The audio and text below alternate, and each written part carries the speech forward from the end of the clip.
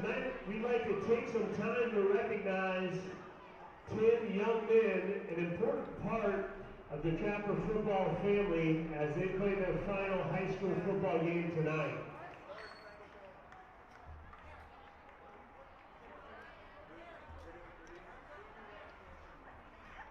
Our first Trapper senior football player is Luis Serrano.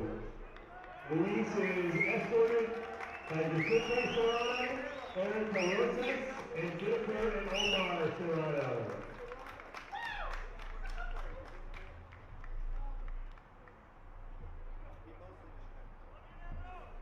Our next Trapper senior is Noah Christensen. Noah is being escorted by Jennifer Gruenberg, Debbie Gruenberg, and Dakota Gruenberg.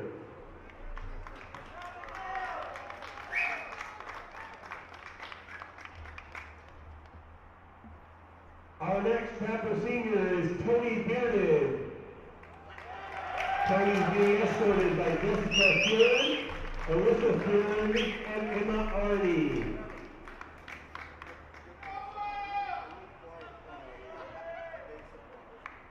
Our next Trapper senior, Aaron Kumar.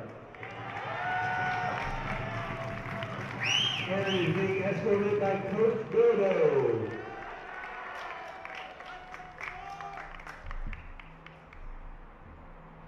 Our next Trapper senior, Omarion Vital.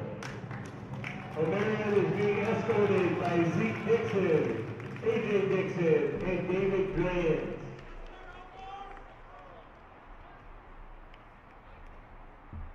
Our next Trapper senior, Jaquan Collins. Jaquan is being escorted by Mel Collins, Jayshawn Collins, and Joanna Collins.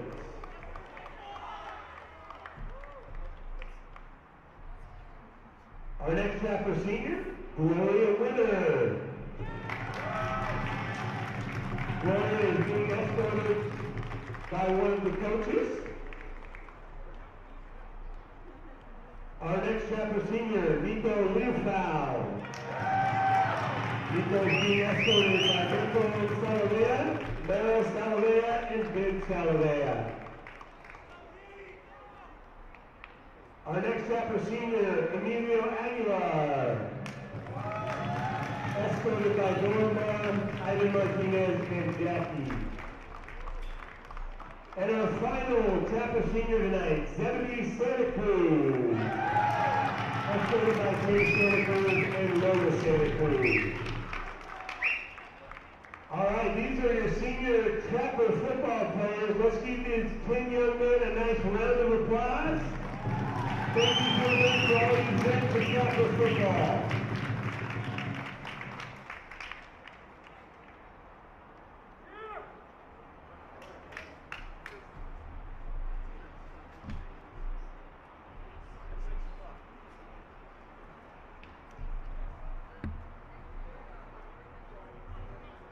Just a reminder also to all of you in attendance tonight, please try to practice safe social distancing and keep those masks worn properly so that we can continue to provide athletic opportunities for these young men and women.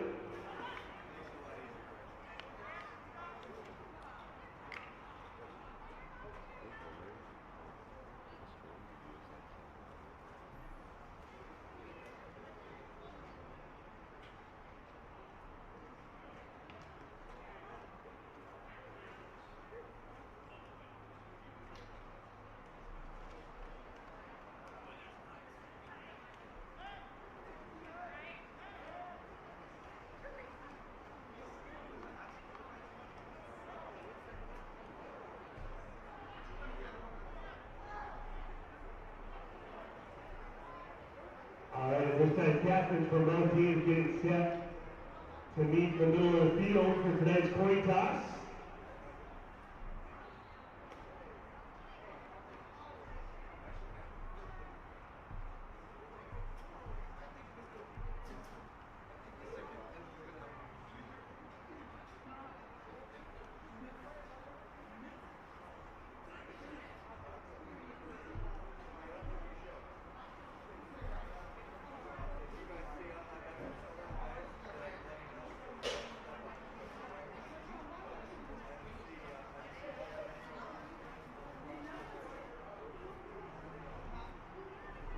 gives us a chance to remind you that officials for tonight's game are here from the Evergreen Officials Association. Thank you, gentlemen, for officiating tonight.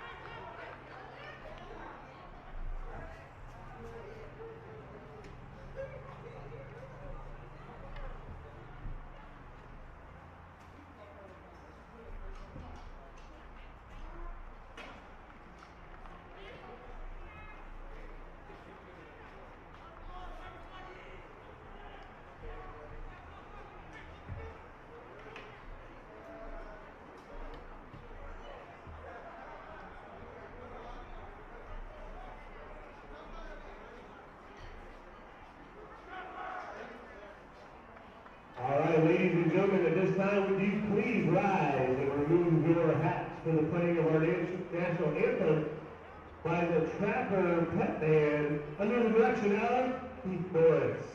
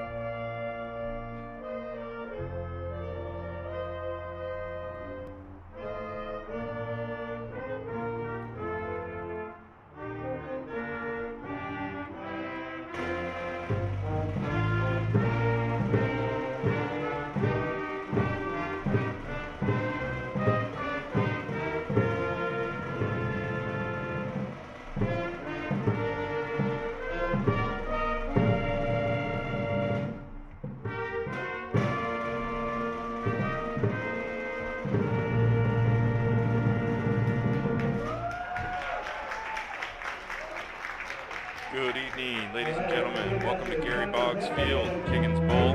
My name is Nolan Frazier. My broadcast partner tonight is former Columbia River High School standout, Linfield University football player Ty Stanley. Ty, who I learned via Google, is a member of the Oregon Sports Hall of Fame as a member of the 2004 Linfield Football National Championship team. Did I get the resume right? Your research, that's good enough, yeah. Hey, so Ty is also the head football coach down at McLaughlin Middle School, and those very familiar with a lot of these Fort Vancouver athletes. We just celebrated senior night. This is the end of the 2020 season, which is taking place here in 2021, as everybody knows, due to the coronavirus pandemic. So we're very excited to end the season tonight here. It looks like we got a pretty good night weather-wise for football.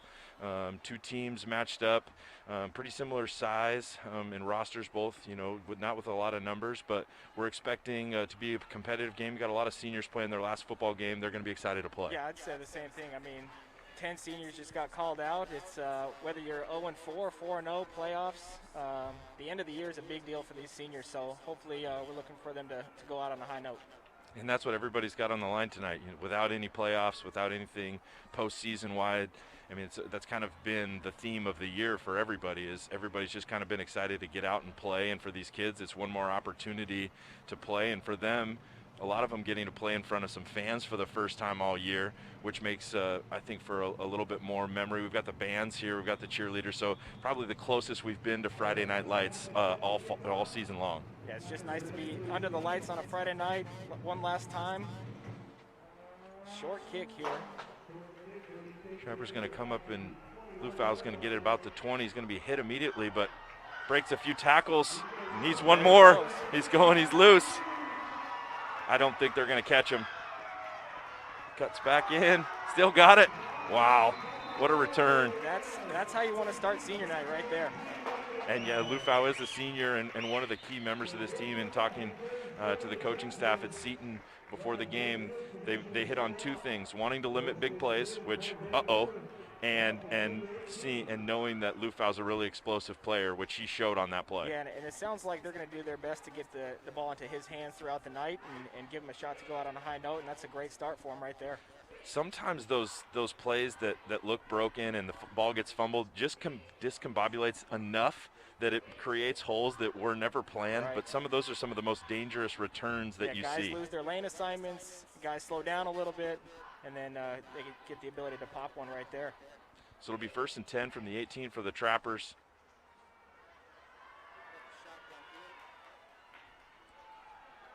Little inside handoff. It's going to fall for about a 2-yard loss. Got it. So this obviously is going to be big for the Trappers. They've had success early in games so far this year. They've scored touchdowns early on and had some success taking some shots. I wouldn't be surprised to see them take a few shots into the end zone right here. They've had some success in the red zone, and this is a good chance, maybe 2nd and 12, to try and find a receiver. Looks like we've got some man coverage here on the outside, stacked receivers to the right. Let's see if they take advantage here. Going up top. Ball was just a little underthrown, I think. Made it tough for the receiver trying to come back to the ball. DB did a good job of getting turned around and making a play on the ball. Yeah, the receivers tried to run a little rub route or crossing pattern and open up the stacked receiver on the backside. It just came up a little short, probably a little underthrown there by Sitkovich. Caleb's had some good games so far this year. He threw for 285 yards in their last game, which was a loss to Goldendale. But as a sophomore playing for the first time and getting, we'll see the replay right here. It's a pretty good drop. Throws it up, but yeah, just a little short. You'd think that ball, they probably want it a little bit deeper into the end zone. Throws that more towards the corner and let the receiver run onto it. But a good play by the DB there to break it up. Trappers are going to take a timeout right here. And obviously, you don't want to have to use your timeouts early, but I think even though we're less than 2 minutes into the game, I feel like this is a really big possession for them and a big play, so you want to get it right. Yeah, if you can set the tone early here, especially, senior night and coming out strong off that return, set the tone with an early touchdown and get the right play call here. And you necessarily don't have to get the all 12 right here. I think it's 4-down territory. What do you have to lose? Last game of the year. So let's get a chunk here and then see what we can do on 4th down. Well, and that always plays into things. Is at the high school level, not a lot of teams have capable kickers that they feel good about. So you'd see in this situation in a college game, like a 37-yarder. Right. Oh yeah. But I think for both teams, this plays into how they're going to play this play, knowing that there's probably going to be a play on 4th down. Got trips to the wide side here. Running back to the left is Sitkovich.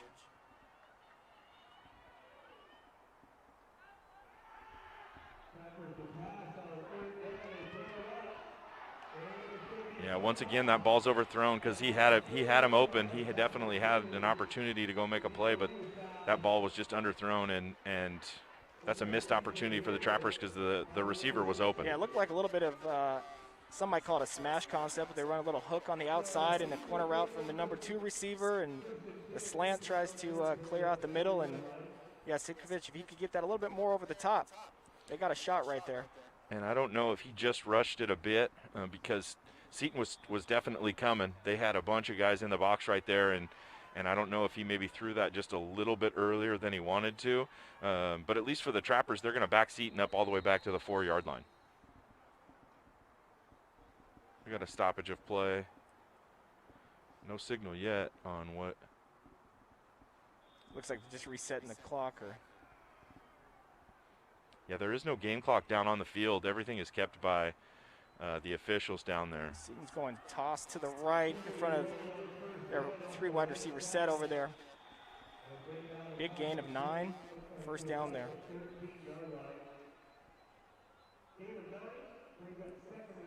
In talking to the coaching staff, Seton's definitely not overlooking Fort Vancouver. They had a lot of respect for Fort, And they knew that, obviously on senior night, every game is important for these kids, and they want to come out and compete, but they're certainly not going to overlook them, and so they're coming right out and a big gain there on first down.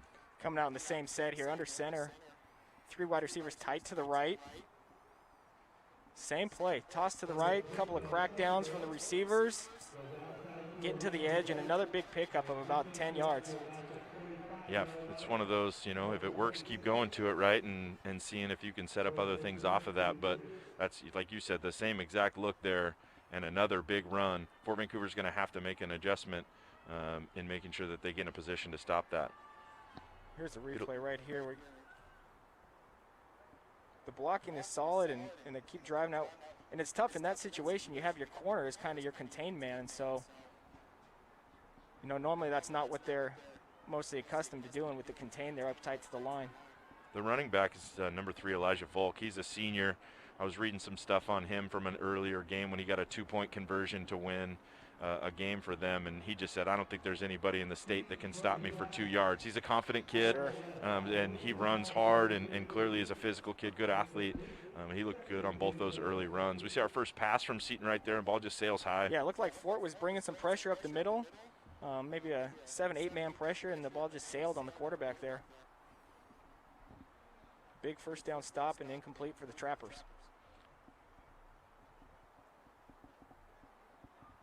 Yeah, with the way that Seton was able to run the ball in those first 2 plays, seeing that ball go in the air right there was probably welcome from the Fort defense. But I wouldn't be surprised to see Seton maybe go back to the run right here. Yeah, they're in that same formation. Running back to the left. They're going to go a little underneath. Shovel pass, gets away. And that's an incomplete pass right there just because he's shoveling it forward. So no harm, no foul for Seton. Yeah, that's one of the adjustments that we've seen in the spread. A lot of teams going to that shovel pass, and for that reason right there, it's a little bit lower risk. If that ball does drop, it's just an incomplete pass, and you start over on 3rd down. Didn't really see.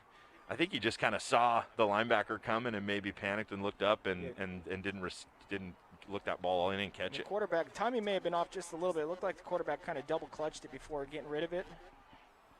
So 3rd and 10 here. Wouldn't be surprised even on 3rd and long to see that toss again. Gonna play action. Sprint out. Got a guy. Just out of the reach, number 2 for Seton Catholic. Pretty good defense there by the corner. Yeah, Fort did a nice job of covering right there. He was running pretty close. C.J. Hamlin was out there for Seton. C.J. Hamlin's a kid that a lot of people know as a 2-time state champion wrestler, and is another kid, multi-sport kid, good athlete. He's had some really good games for them. Like most of their guys, is a key offensive and defensive player. And he just missed a chance right there, but he's had a ton of big plays. He's thrown for a touchdown. He's caught some touchdowns. He's having a really good year. So Seton's going to punt here on 4th down. It's a big stop for the Trappers there after turning it over themselves in the red zone. Punt's really short. Kumar, number 10's looking like he's calling the Peter call. Everybody get away. Fort will take over on 37. So they're going to have good field position again. Seton really benefited from a good bounce right there. That ball rolled an extra 15 yards. Yeah, an interesting call right there. I'm not sure if Seton, maybe they just haven't punted very much this year, but it seems like in that situation it seemed like a little bit of a pooch punt. Well, and based on what we saw from their kickoff, and sure. the kickoff went about 15 yards in the air as well. So they were lucky that ball went as far as it did, because It bounced about the 50. Right. Yeah, I think both of these teams and both these coaching staffs, admittedly, in their first year, will probably tell you they've focused more on their own team than really watching a lot of film on their opponents. So I wouldn't be surprised if Coach Bilodeau from Fort said, we kind of went into this not knowing what their punter's capability was, because they clearly gave him a lot more leg than he had. A little motion from the outside receiver, inside handoff. Goes nowhere. Seton's pretty tough up front there, getting in the backfield. Yeah, this is where Fort has struggled throughout the year. They've had some success in the air. They've had some success with Lufau running, but they just have not been able to block well enough to run that inside zone and be able to have success with that. And I mean, it sets up a lot of what you're going to try and do. But Lufau just, just nowhere to go. Deep in the backfield. Same set here for the Trappers. They got the wing on the left side of the line. Lufau in the backfield with Sikovic. One wide receiver left, two right in the stack formation. Pressure again from Seton. We got a wide open receiver here. That's like a nice completion. Now, I'm not sure if there was some confusion or defender slipped. We'll have to see the replay, but. Yeah, that's Antonio Ronquillo, the junior out there on that play. He's a kid that transferred up from Fresno, California. Has been one of the nice surprises for Fort this year. He's a kid that will come back as a senior next year that they'll expect big things from. So he hasn't spent a lot of time at the wide receiver position this year. He's mostly been a running back, but he looked like he knew what he was doing on that play. As a big first down. And a good job by Sikovic. He felt the pressure, and he kind of knew that he needed to get rid of it, and he put it right on the spot for his receiver to get it. Same formation here, just flipped. We got the stack on the left side, little RB swing, and Lefo had room to run if he would have hauled that in. Yeah, talk about a busted coverage right there. Seton had nobody out there on Lufau, and he had a ton of room to run. That's one of those ones that he's going to look back and wish. There's the pass completion here to number 8, Antonio Ronquillo. Yeah, and I think that's a good call by the Trappers there. They've been feeling that pressure up the middle from Seton, and so they decided, let's leak the running back out. And usually, that's a linebacker that needs to spy that RB out. And if they're bringing pressure, that you can get some numbers on the edge, which they did. They just didn't execute the play. And I feel like the play action look there, too, probably brought some guys in, and then when he didn't get it, opened up a lane. A little zone. Good job opening up a hole on the right side of the line there by the Trappers. Nice first down run there by the Trappers. And that's big, and a lot of teams like to use the run to set up the pass, right? You talk about, being able to establish the run and then play action off of that and all those things. Fort, because they've had more success through the air, their ability to do that is probably going to be what's going to open up the run game for them. Yeah, and especially in this situation, early in the game, you can't get frustrated that you've had a couple of stuffs in the run game. You got to stick with it. You got to make them believe that you're still going to run it, so it opens up that pass game. And that's one thing that I will say about Fort this year is they have continued to show the run because they know that eventually they're going to need it, and because they know, like you said, how important it is. Looks like we're going to have a PI here on the outside. That was a good ball by Sikovic, pushing him to the sideline. They're taking their shots. That was definitely the best ball that he's thrown. That had some zip on it, and it was in the right place, the place where only his receiver could get to it. And that wide side of the field had so much room, and he showed the arm strength right there to throw from one side of one hash all the way back to the other side. Just a fade on the outside, taking our shot in man coverage. Certainly didn't look like a ton of contact right there in the replay that we saw. Just maybe a little bit too much hands up on the chest area, shoulder area. But a big call for the Trappers. Yeah, that 15-yard penalty is gonna move the ball down to the 15-yard line. So it's gonna be 1st and 10 for the Trappers. And they've shown that they're gonna be able to use the running back out of the backfield. They've thrown the fade.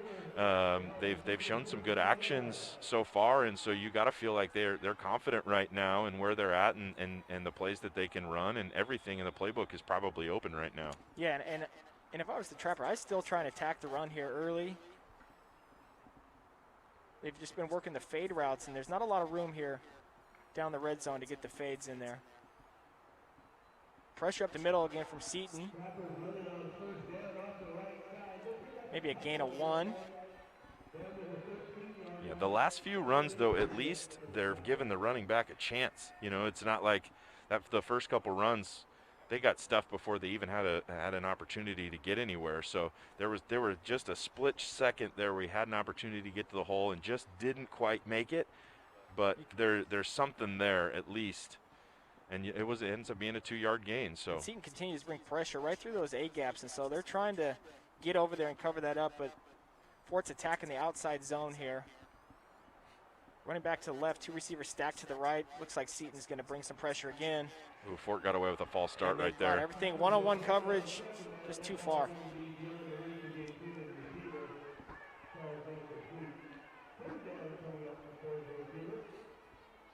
Yeah, the Seton coaches are absolutely livid that false start was missed. We could see that clearly from up here. All the Seton defensive players were pointing out at the... And a good break for the Trappers there to stay at 2nd and 8. 3rd and 8 now, I should say. I mean, I would assume that Seton's going to keep bringing pressure here. I wouldn't maybe try the running back out of the backfield again. We got Sikovic in the gun, running back to the left, and we got a trip set with Leafow. Running back out there is the number 2 receiver. See if they try to get him involved on the edge there. Going a little whip route. It's the number 3 receiver. Just a short gain, but, you know, puts him in the middle of the field. You'd have to think that we're going to try and pick this up here if you're a Trapper fan. Yeah, I don't think that I've seen Fort attempt a field goal, and the few touchdowns they've scored, they haven't even attempted an extra point. So I do not think that a field goal is an option right here for them. So 4th and 6 from the 11. And they don't need a touchdown. They can get a first down and get inside the 5. Man coverage on the outside there. 3 linebackers.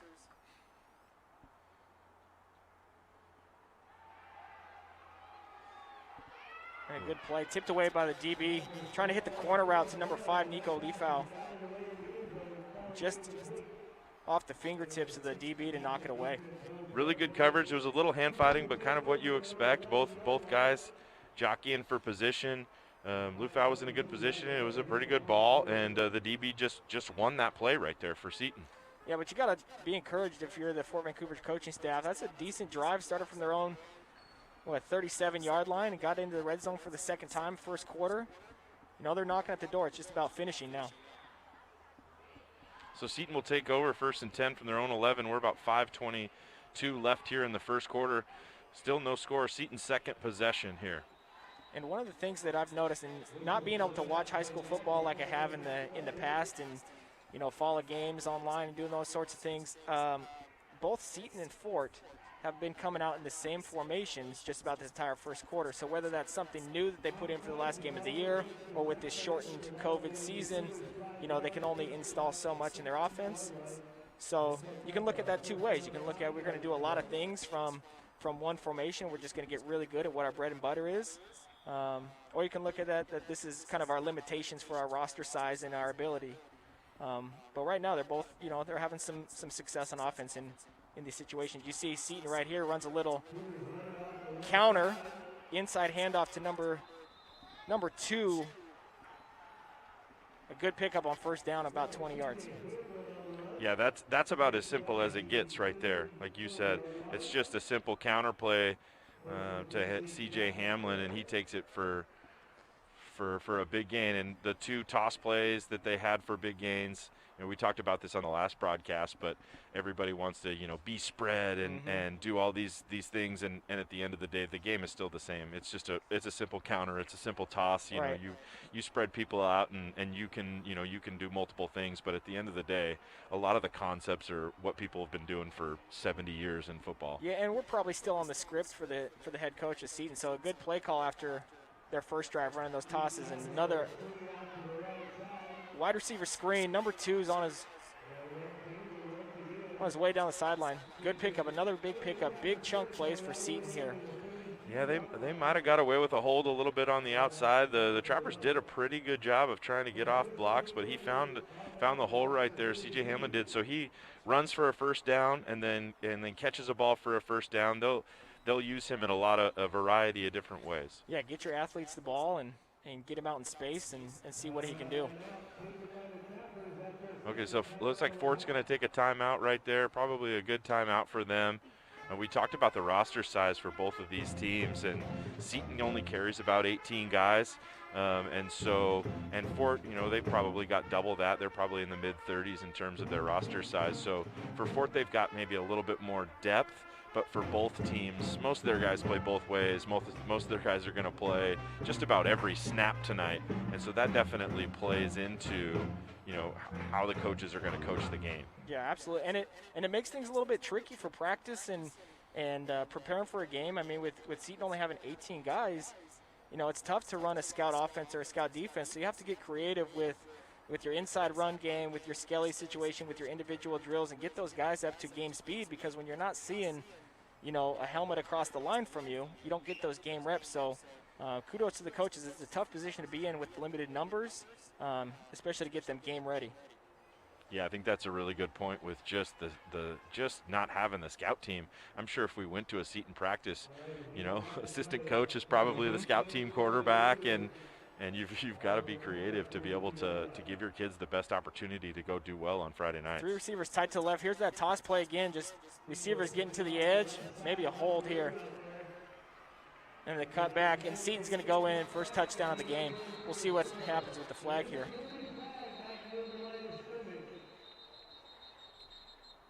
Yeah, based on the reactions from the Seton players and coaches, you got to think this one's going to come back. That flag is definitely in the place of holding. And a break for the Trappers, and I think that's probably something on Coach Bilodeau's mind here is, first quarter's winding down, is we got to make some adjustments to this formation and this play. They probably ran this toss. Here it is again in the replay. You get a lead out block, sealing the edge, and he's on his way, and there's not a lot of help for the Trappers to turn that back inside. So that he's something on his mind. He wants to get that corrected and get those guys coached up on the defensive side there. Yeah, they ran that same toss twice to the right, then they come back to the left. That was Elijah Volk again, 5'8", 170-pound senior running back. He's had a couple good runs as another kid that is also a linebacker. So this is going to push Seton all the way back to the 42-yard line. So it'll be first and 20 for the Cougars. Under 5 minutes now here in the first quarter. And actually, what? Oh, we must have.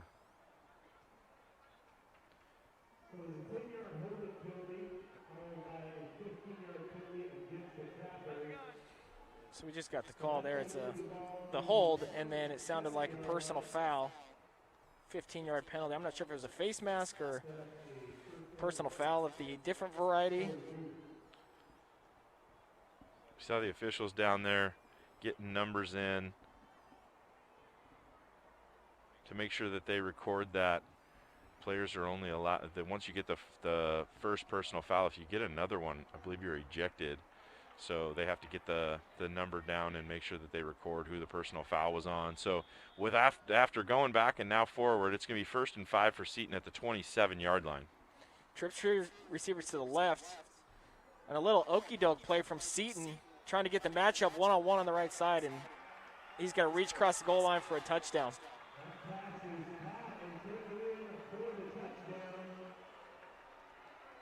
So Seton's going to go up here, the first touchdown of the ball game.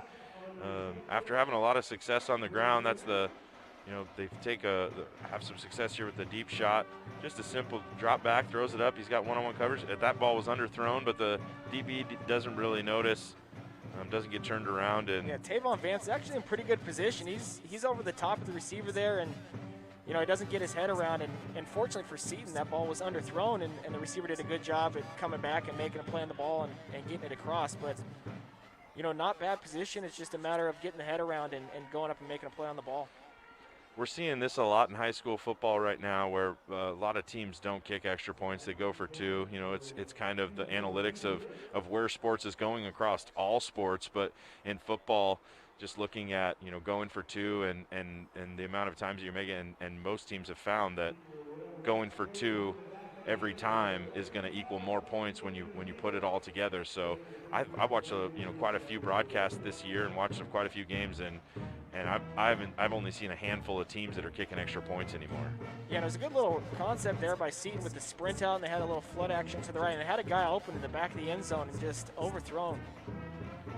So Fort holds on the 2-point conversion to make it just 6-0 Seton Catholic, and the way that Fort's been able to move the ball, if they can cash in a touchdown, you know, they'll be up in this game potentially, and to be, you know, less than 5 minutes here in the first quarter, and to be right in this game, and the, you know, what we saw from Seton Catholic's first kickoff, you got to assume that they're going to have good field position. If they can finish a drive here, you know, they'll be, you know, the end of this quarter feeling really confident with where, I mean, they're already, I'm sure, feeling confident with where they're at. Sure. And we'll see. There's no Nico Leafow back there who returned the opening kickoff of the game. So we've got number 10, Aryan Kumar, and number 12, Anthony Peak. We'll see if they can open it up on this kickoff here. We're getting confirmation from one of our viewers, Mr. Dan Larson, sitting with his kids in East Vancouver, told us that personal foul was for sideline interference on Fort Vancouver. Sideline interference. I wonder if that was coaching staff in the box or a player out of the box. But either way, usually you get a warning on something like that right away. So it must have maybe Fort's already had a warning at that point. I was expecting Fort to maybe creep up a little bit to be able to put themselves in a better This looks like position. Gloria Winner on the return. Oh, it is. Can you confirm that?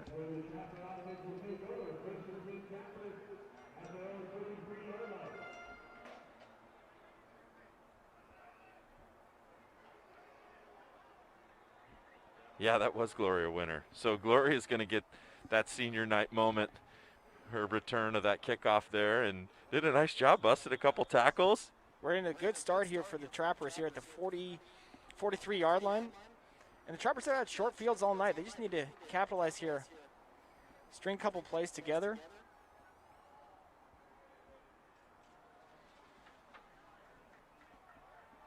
A little bit of confusion by the Trappers here. Now we have. Yeah, they got 12 men on the field. I was like, they're in a formation that I've never seen before. 2 running backs, 5 wide receivers. Illegal shift, illegal substitution. So we'll back them up. We'll start again. So far, you know, they had the turnover and some things like that, but for the most part, you know, both teams are playing a pretty clean game. We haven't seen just a couple penalties. And really what it's coming down to is the big play. Is Fort was able to get a couple of big plays, and you've seen Seton obviously roll off a couple of long runs. So if we can limit the big plays, you know, this game could be tight down the stretch.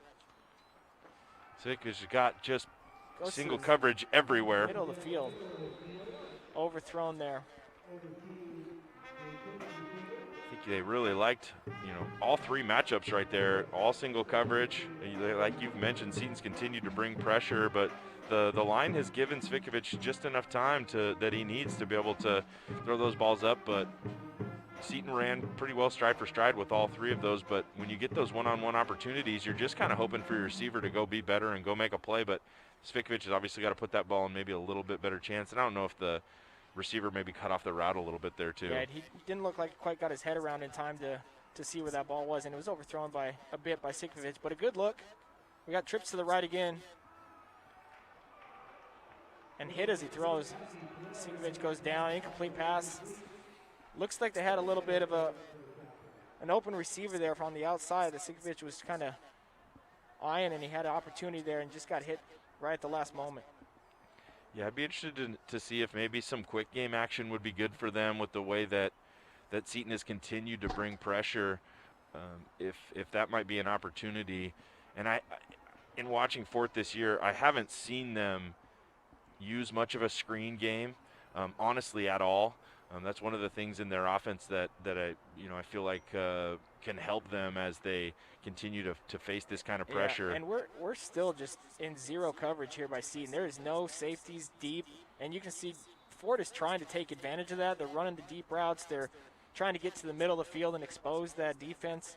But right now the pressure is just getting there for Seton. So, you know, I would be interested to see if Fort still goes back to, like you're saying, the quick games or getting the running back out into the flat. You know, keep those linebackers accountable and not just filling up the A-gaps. Yeah, you've got to think, in the play that we saw where Lufau was wide open with nobody accounting for him, it doesn't seem like any of the linebackers are accounting for the running back, and that's another thing in Fort's offense where Cvikovic doesn't they don't run a lot of keeps with him. They don't run a lot of reads where he'll keep the ball, which I think is something that as they continue to develop this offense, they'll work some of that into what they're trying to do offensively. Right, and DBs are playing about 7 or 8 yards back, and so they're just trying to protect the deep ball. And there's a good play on the edge there by the corner in single coverage, the far side of the field. That'll bring up a fourth and 20 for the Trappers here. Well, I mean, that's the scheme of the concept, right? You're saying our DBs can cover your wide receivers one-on-one, and we're going to come after you because we trust that these guys are going to be able to make plays in coverage. And so far, aside from maybe one play, they've been able to do that all night long. Yeah, they're just continuing to bring pressure up the middle and not allowing the Trappers to get their run game going. And like you said, daring them to throw over the top. And Seton's confident in their DBs who have some good size and good abilities. Good spiral punt there by the Trappers. That was Hamlin on the punt return there, so we've seen him. He's racking up the all-purpose yards, punt return, run, had some carries, had some receiving yards, and then, like we said, in previous games, he's thrown for some yards as well. So definitely a versatile player for Seton. We're kind of starting to limp through this last part of the first quarter right here. I think we're kind of flying through the first half, and then now there's been some more incompletions and some penalties that have kind of slowed this game and the pace of this game down. But Seton's going to take over. They've got 1st and 10 from the 47-yard line, just over 4 minutes to go. For Vancouver defensively, what adjustments do you feel like they need to make to slow down Seton? Yeah, obviously right now the big thing is they have to limit the big play, and Seton's got some athletes in the backfield. They're going to pick up yards, but if you can limit those chunk plays, to 5 or fewer yards and give yourself a chance on 3rd down to get off the field, that's what you're looking for. And then obviously the contain. Everything they've done has been to the edge. So trying to set that edge, turn everything back inside and get some run-through tackles. And so we'll see what happens here if Seton continues to go to the run game, if they open it up in the air a little bit more. But again, same formation. We've got trips to the wide side here. Out of gun. We're going to go, we have a broken coverage. See, he didn't see him. Yeah, he missed the open receiver. He threw into, was kind of double coverage. There's 2 receivers and 3 DBs out there, and on the other side of the field, the wide receiver was running wide open. Yeah, they just out of that trip set. We'll see if we see it on the replay here, but out of that trip set, they just run a little dummy route from the receiver on the inside of the trips formation where he just acts like he's going to get the wide receiver screen. And 2 DBs for Fort jumped that wide receiver screen and opened up the guy on the backside, and the quarterback just missed him there. A missed opportunity for Fort. That could have been an interception for them right there, but also a missed opportunity for Seton. Yeah, it looked like it was just out of the reach of Kumar, number 10, the safety for Fort. That would have been a nice senior night moment for him. QB keep here.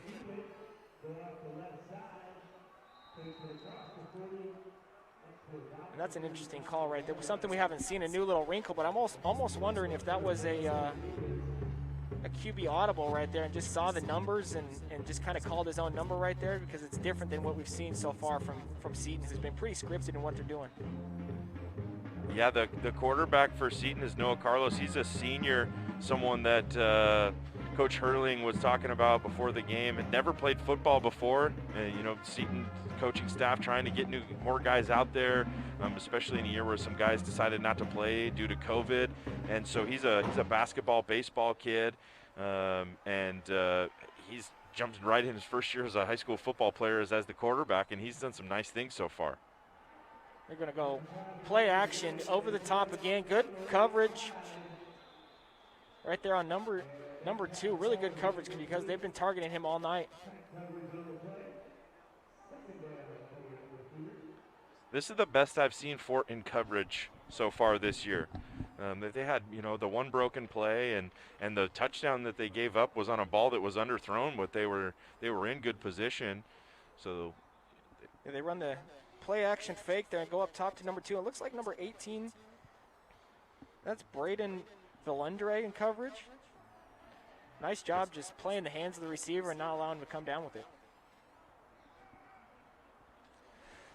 3 receivers tight right, under center. Here's our toss play, and then a cutback.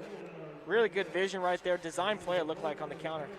Yeah, that's a really good play right there. And we talked about how Seton ran the toss, and how that was potentially setting something up. And then they toss it and just counter back. And there was a big hole there for the running back to get another first down. So nice design there from Seton. Nice job of executing, and they're going to get a first down. And the running back right there did a great job setting it up, too. He took 2 or 3 hard steps to the right and allowed that lead blocker that's pulling from the right side of the line to come back underneath. That looks like Hamlin, the wide receiver, setting a good block there on the pull.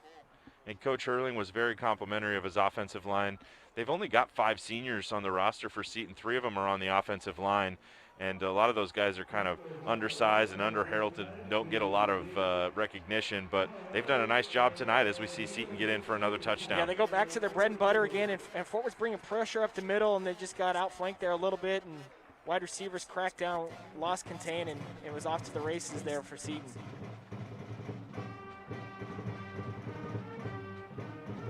And you had to think it was only a matter of time before Seton was going to get into the end zone. They had a few missed plays and missed opportunities, and Fort's defense has been out on the field quite a bit, and like we've mentioned, a lot of those guys are also playing on offense, so they've been out there a long time, and now that Seton's really rolling and executing and doing different things to really confuse Fort and have a lot of things working. So that'll put Seton up 12-0. Now they're going to go for 2 once again.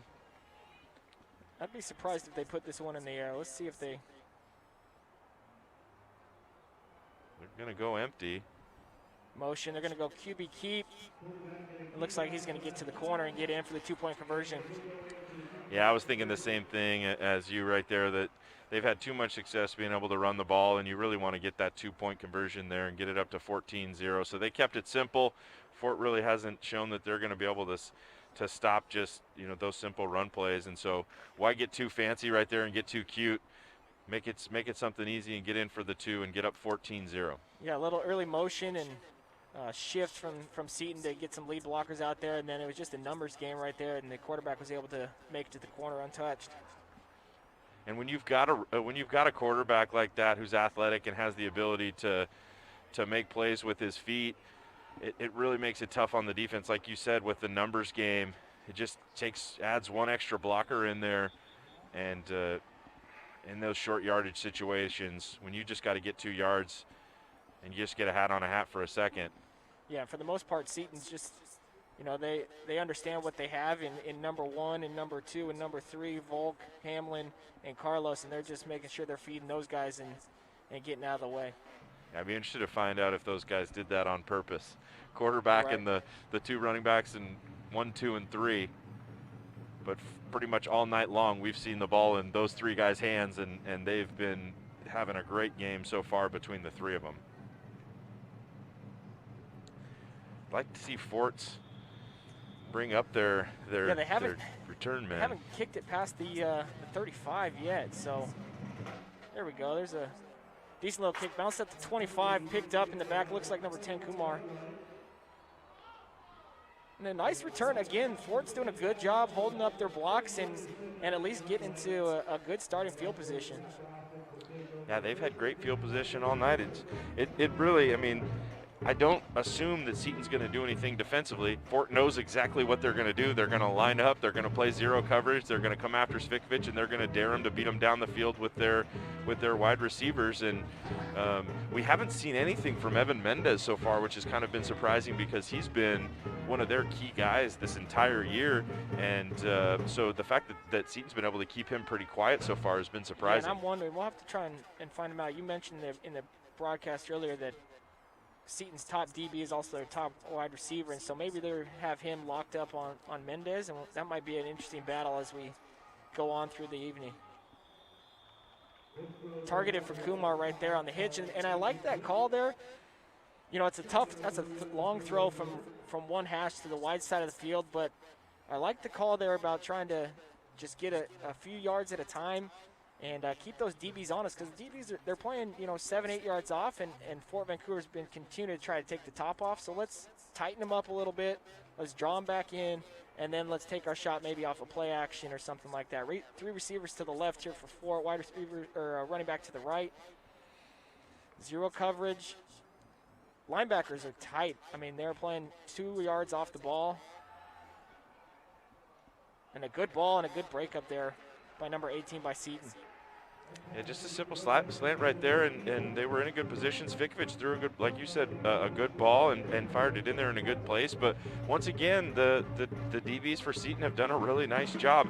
Lance Stuck is the player that you were referring to. He's leading the team in interceptions, plays the ball really well in the air, Coach Hurling said, and is also leading them in receiving touchdowns. So, yeah, clearly he's done a nice job of defending Mendez tonight, because Mendez has not had a look at anything. So 3rd and 10 now for Fort Vancouver, ball on their own 39-yard line. We got Gunn running back to the right. Seton's and we just blast right through the A-gap. Seton was in there and just untouched, and he's number 1. That's the quarterback for Seton, able to disrupt that. And, he was able to time that up and get into the backfield, almost disrupting the play. Jadavian Clowney type situation right there. I know that's a tough call don't bring that play into my life right now. My broadcast partner, but no, A-gap. Seton is just continuing to eat up the A-gap right now. That's an interesting call for me offensively for Fort Vancouver, when you know that's where Seton's been coming all night, is right up the middle. The plus side of that is Seton was almost in a position to just overrun that play, and the running back might just go right past. And it was hard to tell if that was a draw or if it was just disrupted by the pressure. And I think it was disrupted by the pressure, but we've seen Fort have some decent success on some of that outside zone and get to the edge a little bit. So perhaps they'll come back to that and just kind of set it up with the inside zone a little bit too. Fort has definitely won the field position battle. Their average starting position has been probably about the 50-yard line when you include that first first run back. And then for Seton, they haven't started. I think this is probably their best field position they've started with all night. Yeah, back to the same here with tight receivers to the right. A little motion across. We have a jump here.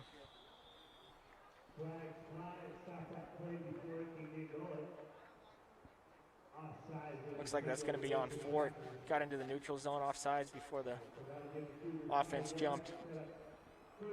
I think that's part of what can happen when the other team's having some success. You feel a step slow. You feel like you need to make a play, and so you're going to get out there and jump, trying to disrupt and make something happen, and it's going to cost them 5 yards. It'll be interesting to see. We haven't seen a lot of motion from Seton, so it'll be interesting to see if they're using that to set up a pass play or just as a lead blocker out here. Here it comes again. Yeah, a little RB swing with the lead blocker out there. And good pursuit by the Trappers. Just a short gain there after the offsides penalty. Yeah, that was one of their better defensive plays there for Fort Vancouver to stop him short. Fortunately for Seton Catholic, they were already working on a 1st and 5, so that short gain is still going to set them up at 2nd and 2. And I wouldn't be surprised to see maybe some play action and see him take a shot down the field here. Right, and that was Hamlin coming in motion, and then number 3, is that Volk? Out of the backfield.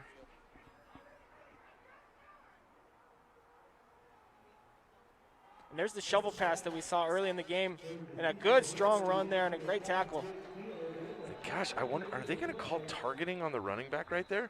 You don't see that very often, but the running back clearly launched himself with the crown of the helmet straight at the head of the defensive back. I mean, he's literally trying to hurt the defender right there. And you see that a lot, but you don't see it called on the offense. But one thing you don't see is the running back, you know, thrusting, launching himself into the player. He'll lower his shoulder, he'll lower his helmet a little bit.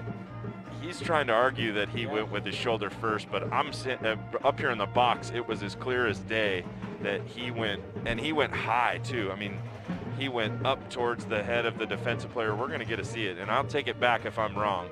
But at my first glance, we kind of get blocked there from the side, but. And it was good penetration there by the D-line for Fort. They were just unable to stop the quickness of Seton's shovel pass there. And again, that was Hamlin, and he's a two-time state champion wrestler, so he's a physical kid. He's looking for contact, and he wants to punish the defensive back, but instead of toss, they just go inside handoff to number 3, Volk. Spins out of a tackle. Finally goes down about the 48 on the Trapper side.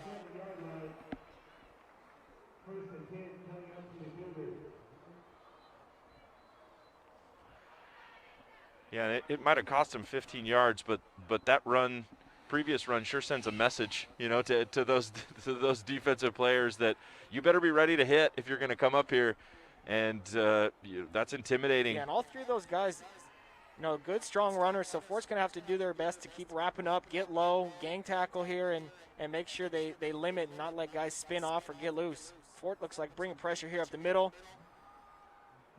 They run the same play to the left that they just ran.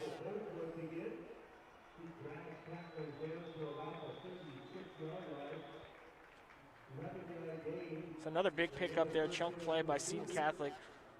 Fort's just getting sealed on the edge a little bit too much and giving too much space and not keeping that outside shoulder free.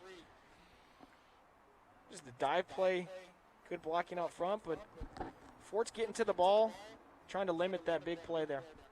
Yeah, the problem for Fort is they're getting to the ball at about 8 Sure. yards into the backfield, Right. and so they're pursuing as a group, which you like to see. But if they're going to get any stops, they're going to need to make plays at the line of scrimmage. And again, we see these DBs, yeah, they're trying to keep their outside shoulder free, and another big run by Volk. But you'd like to see those DBs get upfield first and then work to contain or turn that ball back in. But right now they're just kind of running lateral and allowing Seton Catholic to pick up 6, 7, 8 yards before contact here. Yeah, he was 12 yards into the run before he was even touched.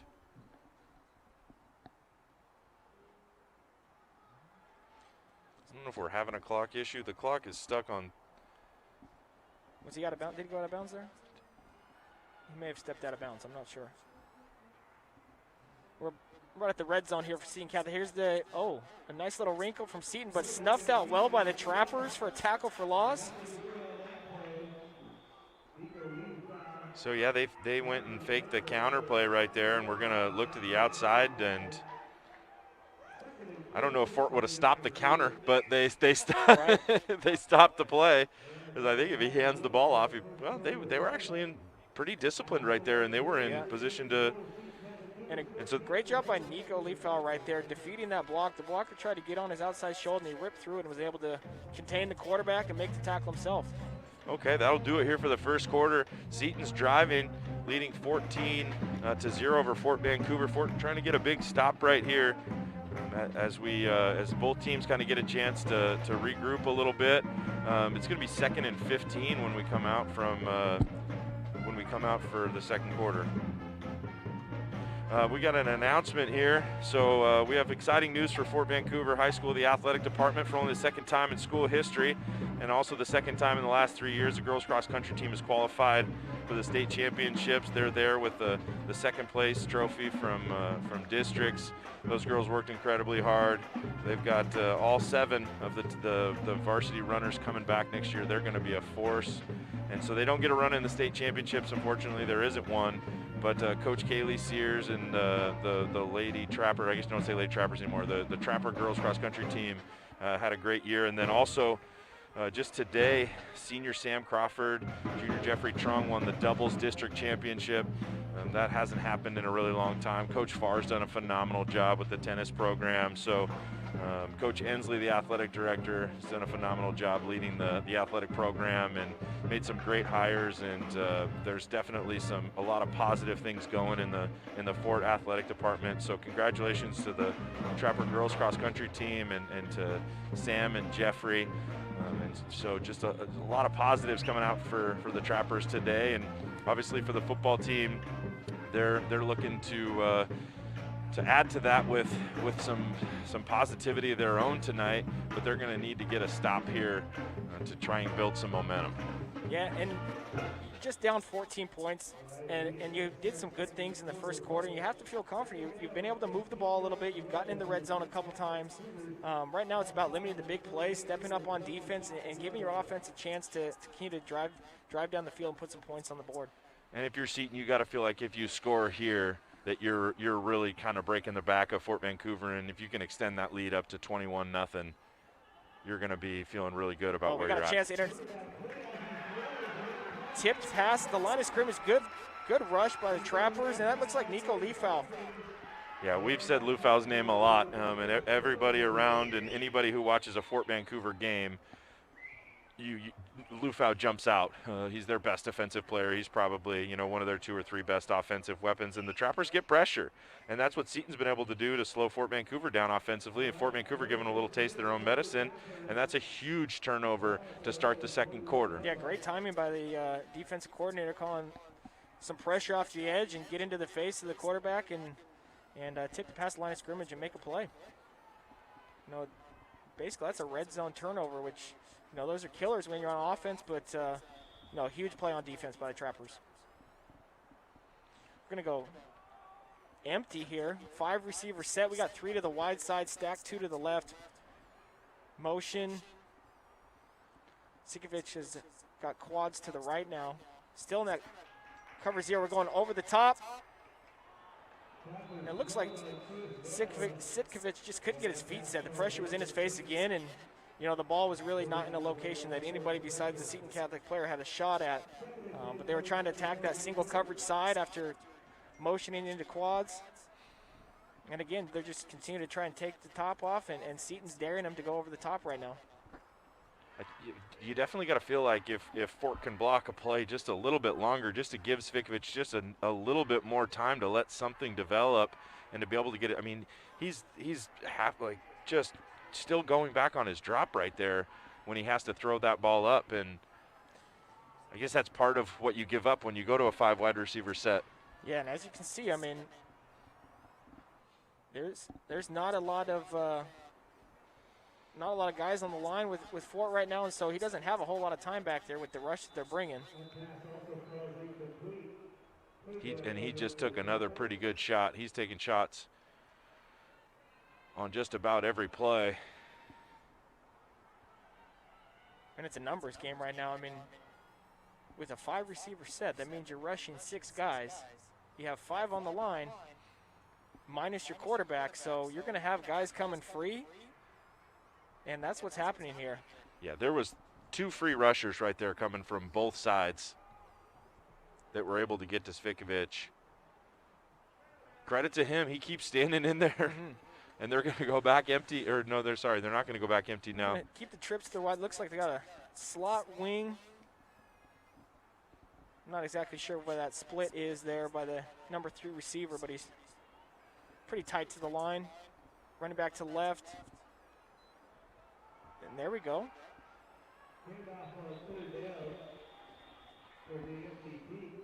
That's what you'd like to see more from Fort right there is take a shot right there on that handoff and try and get to the edge, because Seton continues to bring pressure up the middle. If Fort could sustain a block right there on the edge, you've got some green grass to run to right there. And like you mentioned earlier, just continuing to show the run every once in a while is going to at least keep Seton a bit honest, because right now they're just pinning their ears back and coming. And it's tough because for Fort, they know their opportunity to get a big play and a touchdown is going to be to attack this one-on-one coverage down the field, but it hasn't been working for them, and they're going to need to do something different. Yeah, and they thought maybe they could catch Seton off guard there with a third down run. And they just snuffed it out, and a punt by the Trappers. Going to be down there about the 47-yard line. So Seton will be on the Trapper side of the field to start here. Yeah, we're still, we're kind of creeping now in this game. We're almost an hour in, and just a minute into the second quarter.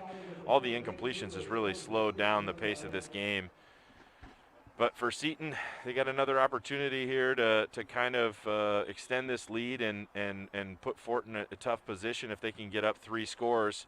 For Fort Vancouver, defensively, they had a good possession and something to build off of. Right, and it'll be interesting to see here if Seton decides to put the ball in the air very much more after the interception there. And there they go. And that's basically a run play right there. Good pursuit, good tackle there at the end by the Trappers for, can't quite see that DB's number, looks like maybe number 10, Kumar. But again, out of their tight receiver set there, 3 receivers to the left, they just run basically a little shovel pass wide receiver screen to number 2, and he does the rest. Yeah, Hamlin's been tough to tackle all night long. It seems like he spins out of just about everything.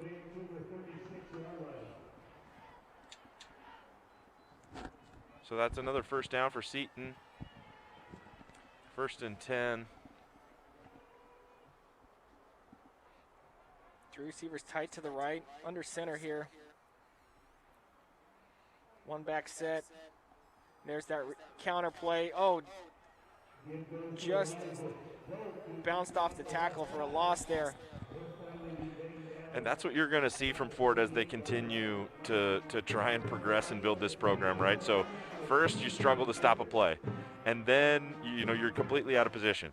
Then you get to the point where you're in position to make the play, but you don't make the play, right? And then you want to get to the point where you're lined up correctly, you're in the position to make a play, and then you end up making the play, and they're just not there yet. Number 72, and I can't quite see, and I don't think he's on the roster, 72, but you can see how upset he was with himself for knowing he had a moment there for a tackle for loss and just slipped out of it. And there's nothing more frustrating because you're in the right position, you've done everything right, and you just don't finish and make the most important part of the play, which is the tackle. They're going to go just out of the reach of the DB, and it's a touchdown for number 18 from Seton Catholic on the sprint out. And just barely got that ball completed. The Trappers were able to get some pressure, and he threw that ball up, and the receiver was open, but that ball floated up just enough. It seemed like it was up there for a while. We'll get a look at the replay right here off the play action. He gets hit as he throws, but he's able to still get enough on it to get it up there, and the DB's closing, but just doesn't get there in time, and that's going to be another touchdown for the Cougars. And you wonder, you have to give that DB credit being out there injured. You can see that he's got a cast on his arm, but technique for that play there would be coming in with that right arm, that inside arm, and trying to knock that down. You just wonder with the cast on if that played a role in his mind that he tried to go for it with his left arm and was out of his reach. If he goes with his right hand, he might knock that away with a fingertip. Either way, it's a touchdown for Seton Catholic. They're up 20-0 right now and going to go for 2 again. So they're lined up here on the right hash.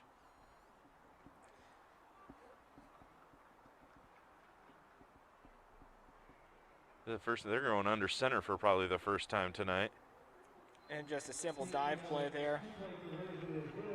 Yeah, they haven't really needed to do much trickeration, and honestly, the couple times that they've tried to do too much is when they've actually got themselves into trouble. And obviously they're trying, they're in year 1 with a new coach, and they're trying to, they put in a brand new offense in a time where they didn't have a lot of practice time with COVID and all those things. So you understand why they're trying to work on things, and they know that they could probably, just hand the ball off and win the game by 4 or 5 touchdowns. But they want to get better, and they want to continue to build for next year as they look to improve in year 2. But for the first year here with Coach Dennis Erling, I mean they're in a good spot. This for them would give them a winning record and a winning season. A year after they went 4-4 in the overall and 0-4 in Trico play last year. So this is a good step for them. And in talking to Coach Erling before the game and having a conversation with him, I came away really impressed. He's someone that clearly has a vision for what he wants for the Seton program. He came from you know, what's turned into a pretty solid program over at Hudson's Bay. He was there with Coach Oliverio as that program was being built at the end of his tenure, and then with Coach Ray Lyons and what they were able to do in making the playoffs. And so he was ready for this job. And I watched a video of their win early in the year when they beat White Salmon, Columbia High School of White Salmon, and he was almost to tears addressing his guys after the game. And so this is someone who's clearly passionate about the job, loves where he's at. He's there working at Seton, and so I feel like this is a program that's headed in the right direction. They've got the right guy leading their program, and you've seen them, you know, with some of the athletes that they've got. They're definitely they're a program that's gonna have some success in the future. Yeah, and right now it's just kind of a numbers game for them. If they start to get, you know, double the numbers, a little bit more than double, you know, they could be a force to reckon with. And when you have someone as a junior, CJ Hamlin, to build around, and right now tonight he's been kind of a do-everything guy. He's been out of the backfield catching the ball. He's been running the ball as a running back. He's been out lead blocking, and just a tough runner and spinning out of tackles. So when you have someone like that to build around, you know, you have some things to work with there. And Seton's playing in the 1A Trico League, but in terms of numbers, you know, they've only got a couple hundred kids in their school, so, you know, they're working obviously against that, and there's, you know, only so much they can do, but you really like what Fort does right there. That's a great play right there by Fort. They run spread option there from Sitkovich to Nico Leifau, and a huge play, just unprepared with Seton, and Trappers reel off about 40 yards there on that run. And talk about just the perfect play design, not only for, you know, getting out in space and showing something that you have not shown at all this year, but also for what Seton's been doing with a lot of their blitzes, and they bring a blitz to the other side, and so there's just a ton. I don't think Nico's had that much room to run all year long, so credit the coaching staff. He was going for it, yeah. And a great blocks out there by the receiver too, and you know, you don't often see legit option at the high school level, so it's, you know, a good little wrinkle by the Trappers. And then we go back to the A-gap pressure there, which gets into the backfield for a tackle for loss, but you know, Trappers are going to stick with it here, it looks like, towards the end of the second quarter, and take some chances here with the run.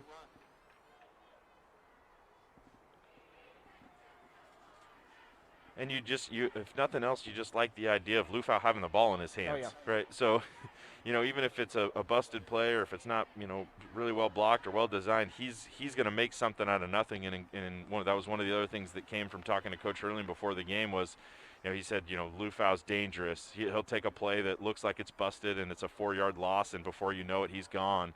And so just having the ball in his hands is always going to be a really good option for Fort Vancouver. And here he's in the backfield again to the left of Sitkovich. Trips to the left. We still haven't called Mendez's name yet tonight, so we'll see if they can get him involved. There's that running back out, and this time Seton does a good job at fixing their error from when Fort ran that early on in the first quarter. The linebacker, number 4, looked like he was able to sting the running back out of the backfield and disrupt that play and kind of give quarterback for the Trappers nowhere to go with it. You felt like Fort was going to eventually have to come back to that, right, where they were going to try and find Leifau on that swing pass out to the running back, and Seton definitely was ready for it that time. Svikovich took a really good shot right there, but he just keeps getting up.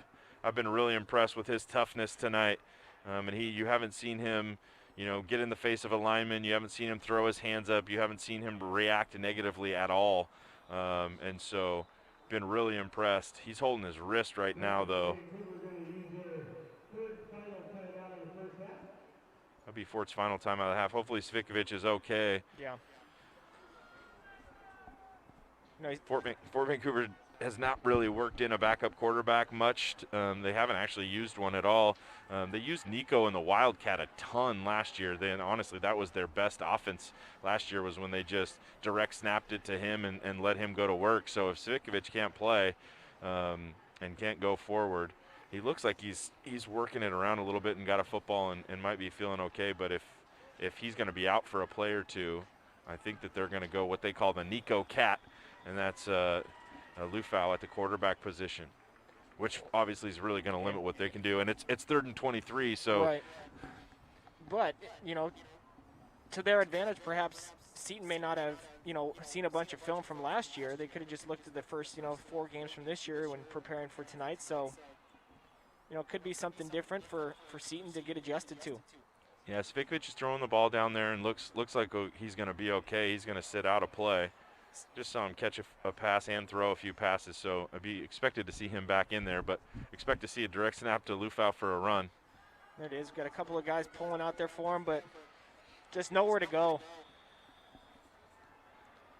Yeah, I still feel like that's something that they're going to want to use more often, and definitely a nice wrinkle to be able to show, because again, if Nico can't get 10 yards on 4 carries, just direct snap to him, I would be surprised. And it looked like there was an opportunity for some option for him to pitch that ball out. Ronquillo looked like he was kind of looking for the ball a little bit, so they might be able to do some different things out of that to give him a couple different looks. Yeah, and look for a cutback lane there too. On the next time, it looked like there was some pretty good pursuit, and if Nico's able to cut that back, he's got some room to run. Punt from the Trappers gets down about the 35. That's where Seton will take over with 6.5 left. Yeah, so far, I mean, Ford has been solid so far in the special teams.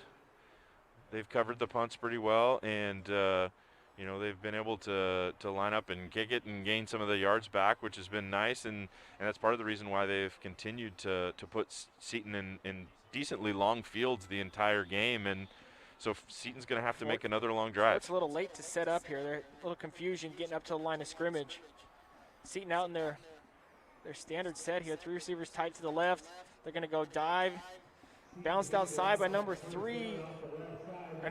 That's Hamblin. He's out running a few guys, and good pursuit from the backside by the Trappers. We might get a late hit call here. Yeah, Hamlin was out of bounds when he got tackled right there, and I think the Fort's just trying to, continue to pursue the play, but it was certainly the right call to throw a late flag. And I get that Hamlin's a tough runner, and it's got to be all hands on deck when he's got the ball and sticking to your assignments and wrapping up. But he's getting a lot of yards after contact here, especially on that run. Fort looked like they had an opportunity to get him for a short gain. He goes for about 50. The officials are getting it sorted out down there. They're going to walk off probably be half the distance to the goal there. Oh. Which is going to put them right around the 10-yard line.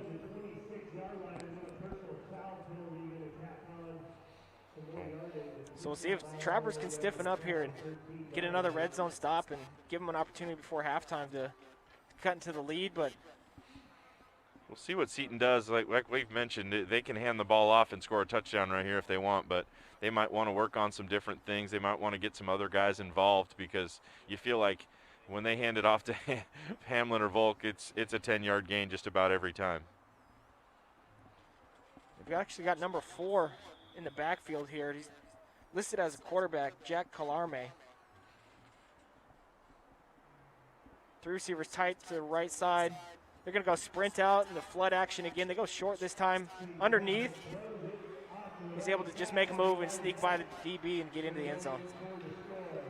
Yeah, that's Volk again, and it really doesn't matter how they get him the ball and where they get him the ball. He's going to make a play, and he's just going to outrun the Fort defensive players for a touchdown. And even though he's wide open on the catch here, Fort's in good position to make a tackle and limit it to a gain, and just gets beat to the outside, and unfortunately not able to make the tackle, and Seton's able to get in for another touchdown here. And I know as a coach it's frustrating, where you just feel like, what in the world are we supposed to do? We've got a guy in a position to make a tackle, and their guy's just better than our guy. It's a tough pill to swallow, and as a coaching staff, I'm sure that they're, doing everything that they can, and obviously the defensive player's doing everything that he can, but the guy across from you is just a better athlete, and he's faster, and he's stronger, and he's bigger, and you might be in the right spot, but one hesitation move and he accelerates, and you touchdown. Right, and there's some things that you just can't coach that, you know, you're blessed to have on your team. And, you know, Seton's got a couple of guys that are very athletic and shifty, and, you know, they're taking advantage of that tonight. But, you know, as Fort, you know, goes into the spring here after this season ends, you know, they've got some things on film that they can look back at and learn from. You know, they can see that on plays like that, we have to be better laterally. We need to get quicker. We need to get faster. We need to get stronger. And so there needs to be probably some dedication to the weight room. There needs to be some dedication to film. There needs to be some dedication to spring practice if that's available, getting guys out and making a commitment that, you know, I'm not going to be that guy that gets beat to the sideline anymore, and that has to be a team effort. So, you know, under first-year coach Doug Bilodeau, it sounds like, you know, things are moving in the right direction, and you know, as listening to the first broadcast, it sounded like, you know, Fort's looking at this as a long spring practices type of thing, and a bonus that they're getting some game film and some game situations out of it. Yeah, you're exactly right. That is exactly how Coach Bilodeau described it. He described it as a really long spring, and they're going to get their few games in here and get some experience and get to see some things and start to build their culture of what they want this program to be going forward. But they're going to, you know, this is it. This is their final game, and here we are towards the end of March, and so they're going to turn around. And, you know, one thing that I think we can both agree on that's important is that these guys get out for other sports. You know, we were both multi-sport athletes, and when you look across the line at Seton and the guys that they've got out there, a lot of them are multi-sport athletes, and, you know, there's no better way to become a better athlete than to go out and join the track team or join the tennis team or join the baseball team and just become more dynamic, just become more coordinated and build some camaraderie with your teammates. So as they get into this spring, it'll be interesting to see, you know, do some guys get out for the track team? Do they make that a point of emphasis to get out for baseball and to do some different things? Because you've got some multi-sport athletes in the mix here with Svikovic and some of their key guys, but they need more. Right. And the good news is, you know, number 3 back there, he's just a sophomore. Evan Mendez, their leading receiver, just a sophomore. So you got some guys you can build around. And it's a matter of the leadership roles they're willing to take on and set the tone for Fort Vancouver moving forward in the next couple of years. Yeah, Svikovic is I've been really impressed with his leadership, and I'll tell you the thing that I've been most impressed with him is his social media. Social media can be a huge benefit for young athletes, and it can be something that's huge in building culture. It can obviously be a huge detriment for a lot of kids as well. But he's been an incredible influence on social media. He's constantly shouting out other teams. He's constantly taking accountability for his own performance in games. He's constantly shouting out his own teammates. And Coach Farr, who's the tennis coach at Fort, was in my room the other day, and Caleb was in there, and Coach Farr said, "You're Caleb. You're the quarterback." And Caleb said, "Yeah." And Coach Farr said, "I appreciate that you're always commenting on the tennis team's social media posts," because he's always saying, "Great job, Trappers. Proud to be a Trapper." He's that is such a big That's part of it. thing. Absolutely. And to do that in a position he's in, you know, at quarterback at such a young age, and the licks that he's taken the last 2 years, and to continue to be proud of the jersey he's wearing and the guys he's around, you know, that's huge for somebody like that, to continue to be supportive and know that he still wants to climb this mountain, and he's got some goals to accomplish by the time he graduates. Yeah, he's certainly earned the respect of a lot of people around campus with just the way that he's conducted himself, and how you act on social media is something that we talk about in my Future College Athletes Club, usually we only have juniors and seniors in there, so he hasn't been a part of that. All that he's doing on his own. Right. I mean, you got to credit his parents. They're obviously talking to him about the importance of that and being a good influence on social media, but usually that's something that not a lot of kids that young have, that kind of perspective and that kind of understanding. So I've just been really proud of the way that he's done that. Go handoff here and it's got poked out. Let's see who's got it. Looks like Seton's calling for it right now. Yeah, that's an unfortunate break for Fort Vancouver, because that was set up well. It was blocked well. Yeah, they had some space there, and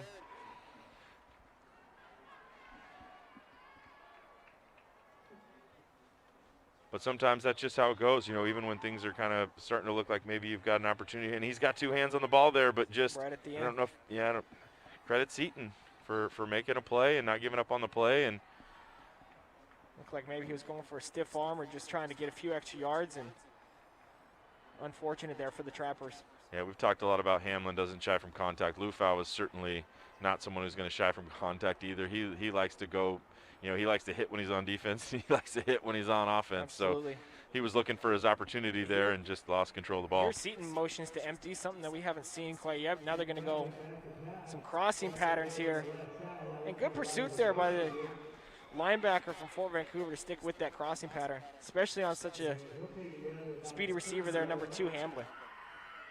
Yeah, the fact that I think it was a Vitale right there that was able to Vitale was able to run him down from behind. That was, we haven't really seen that much, where once one of those 3 Seton athletes have gotten the ball in their hands, nobody's really been able to run them down. So in that instance, that ball was really well thrown. The quarterback put him in a position to get some yards after the catch, and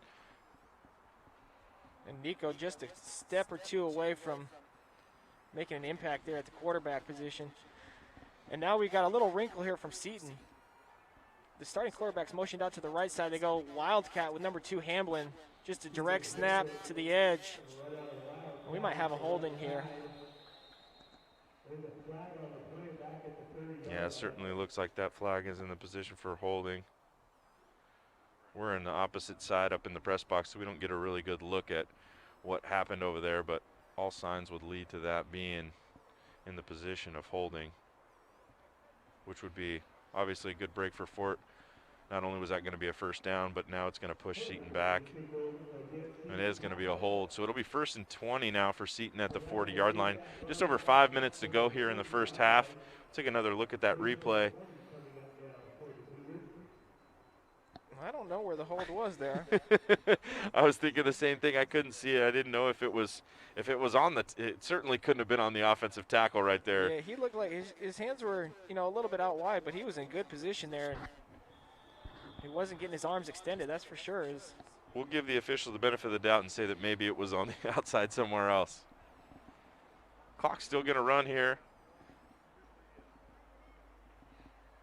Putting it in the air again. Seton still continue to attack downfield. That's going to be too far. There's some contact down there, but it looks like incidental. Got their feet mixed up and just overthrown there. Seton's had a lot of success with the short passing game, with some, some bubble action, some screens. Obviously, they've been able to do anything they want on the ground. But the one place that Fort's actually held their own is when Seton tries to throw the ball downfield. They've been in good coverage most of the time, and they've honestly been able to get some pretty good pressure as well. That's a good throw on the run. Move his feet there, some pressure from the backside.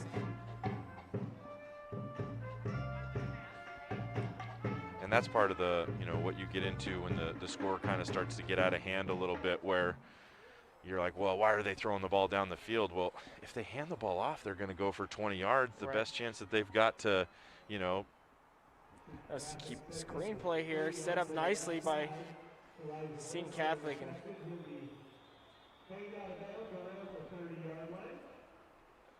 looked like Noah Carlos, the quarterback, took a shot there. And on a screenplay when they, you just kind of honey bear those guys and let the D-line through. It looks like Nico got a shot on him, but just not in time to disrupt that screenplay. And that's part of the issue for Seton as well as this game progresses and as they extend this lead potentially, is when you've only got 18 guys on your team, you don't really have a lot of options to bring in another guy or to, hey, we're going to get so-and-so involved or we're going to get Hamlin out of there or whatever. You're kind of stuck with, your guys are kind of your guys and they're out there and you don't have a ton of backups to go to. Yeah, you look over at Seton sideline, you got, 4 guys over there just waiting their turn, but credit to both sides. When your rosters are small, you gotta just gut check time and dig it out. We're not even at halftime yet, so another sprint out flood option route to the wide receiver coming across the field, number 6, and it's completion there. Yeah, that's another good throw there on 3rd and 11. I mean, once again, the coverage, it wasn't, the receiver was not wide open. I mean, there was a little bit of a hole there to put that throw in, and he put it in a really good spot. And so I've been really impressed with the quarterback play today.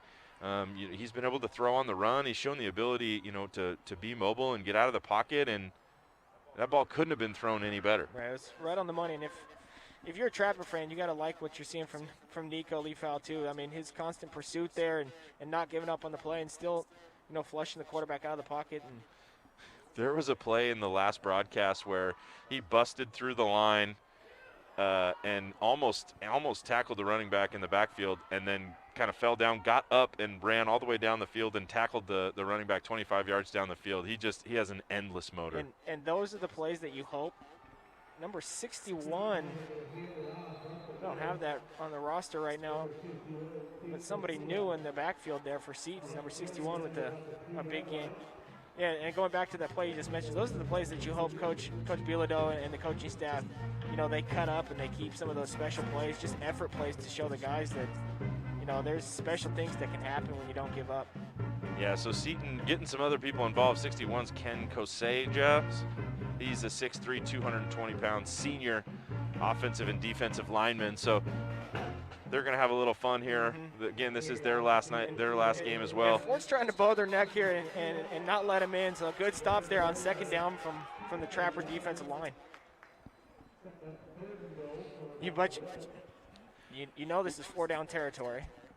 I would say that the running backs run in a little high, but I don't know if we're in a position to critique the offensive defensive lineman. He's trying to have a senior moment here.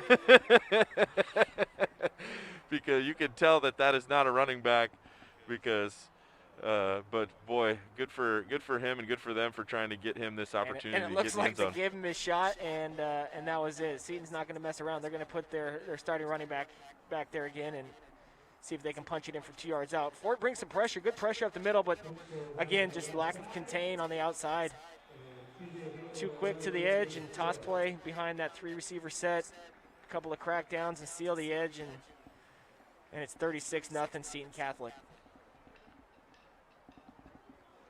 Yeah, like you said, they weren't messing around. They gave him his 2 opportunities and said, all right, let's get him back in there. We want to score another time, and I don't know, they're probably confident that they're going to get another opportunity to get down there and maybe give the big fella another chance. But so another 2-point conversion here from Seton Catholic. And that'll leave the Trappers in the 2-minute drill to end the half here. Here he is, number 61, back in there again. He's about 5 yards deep. Let's see if they just feed him. Dive play. And then they're going to make it a little bit closer here. Trappers jumped off sides. He couldn't get 2 yards before, so they're going to see if he can get 1. I'm assuming everybody in the house knows what's going on right here, that 61's going to get the ball. And everybody loves a big guy touchdown. I'm not sure at this level if you call 220 a big guy, but for these two teams, 220 is a big guy. And when it's not your primary position, they're out there excited for him, given the opportunity, and they're going to do whatever they can to get him in. And Fort does a nice job stopping him yet again. So good job by the Trapper stopping that 2-point conversion and turning him away for a 3rd time.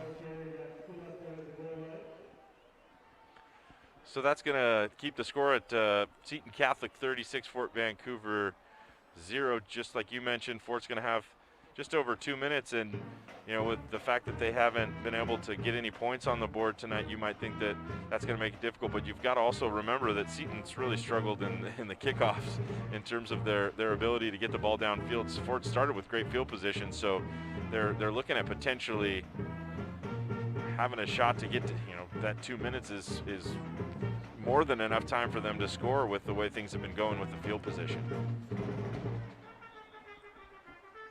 Yeah, if Fort can get some field position here and maybe connect on a big pass play and give them a shot to make something happen in the red zone, you'd like to see them go into halftime with some points on the board here. But it's been a little bit of tough sledding, and we'll see if Sitkovich can get him down the field here right at the last 2 minutes of the half.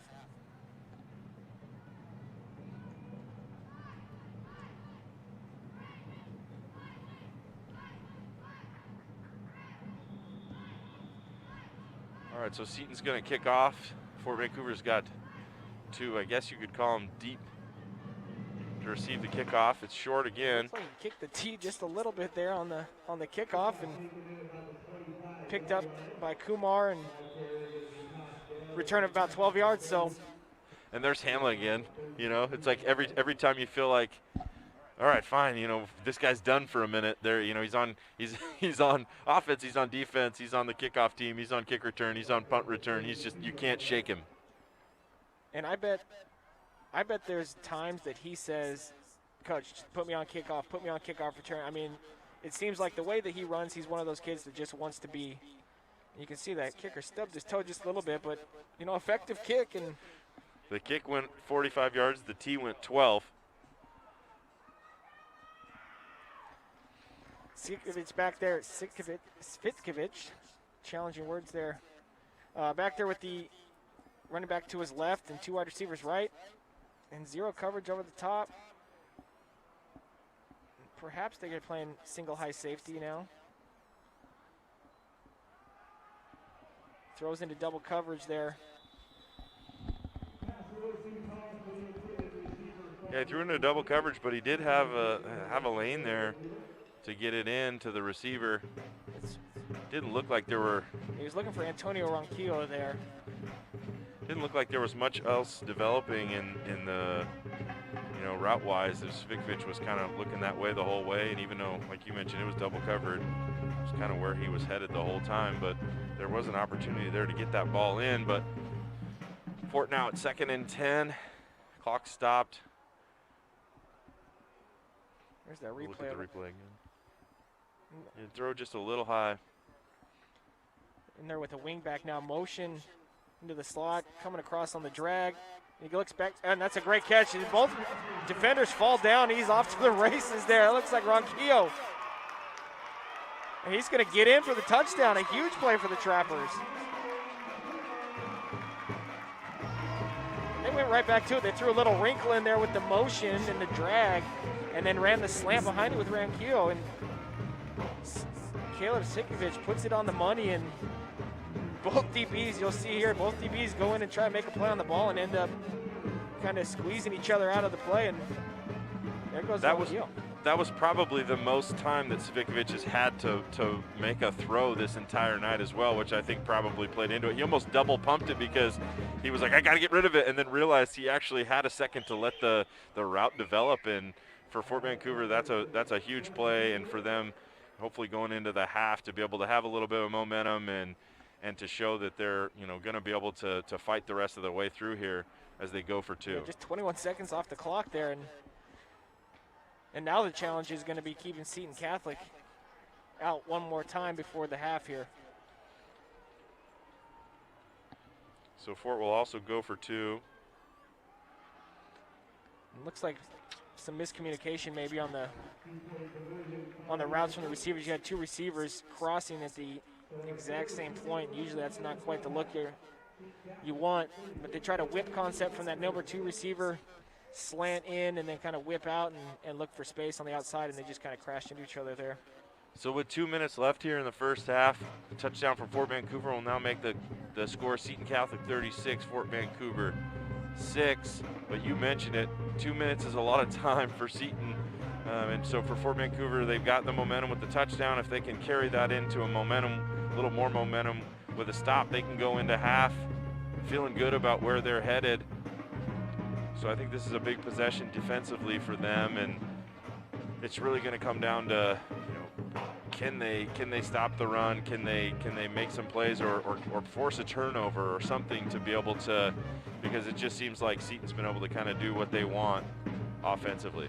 Yeah, 4 and out, a turnover would be huge here at the end of the half, and give them some momentum there going into halftime, and make some adjustments. And, you know, it starts with containing that outside toss play and getting things turned back in and rallying to the football and getting those Seton Catholic running backs on the ground, which is, you know, easier said than done. But, you know, we still need to get into halftime, make some adjustments, and finish this thing out right.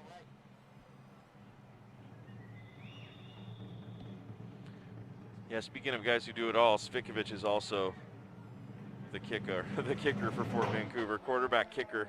A nice kick there, taken on the 20. And And Seton's going to run a reverse there from Volk to Hamblin. And that's your quarterback taking him down. Quarterback, kicker.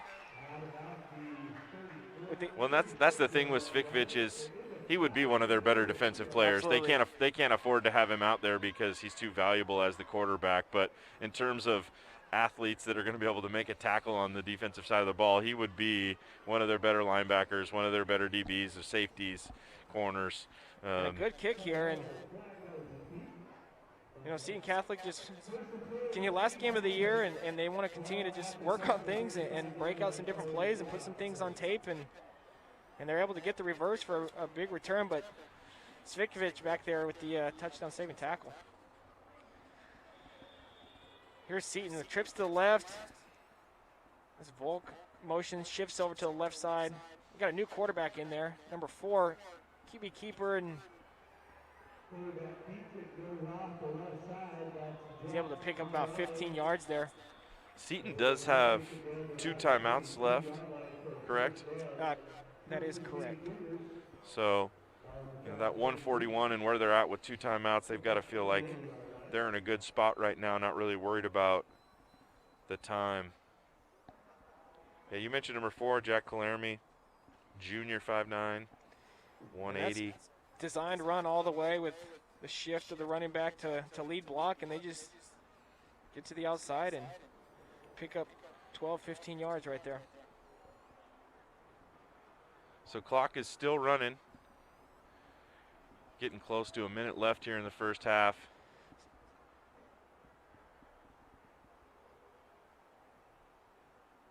They're going to run the sprint out flood there. They're going to look to the backside and overthrown by number 4, Calermi. We had good coverage there by the Trappers, and they had everything covered up all 3 levels there, including the backside post.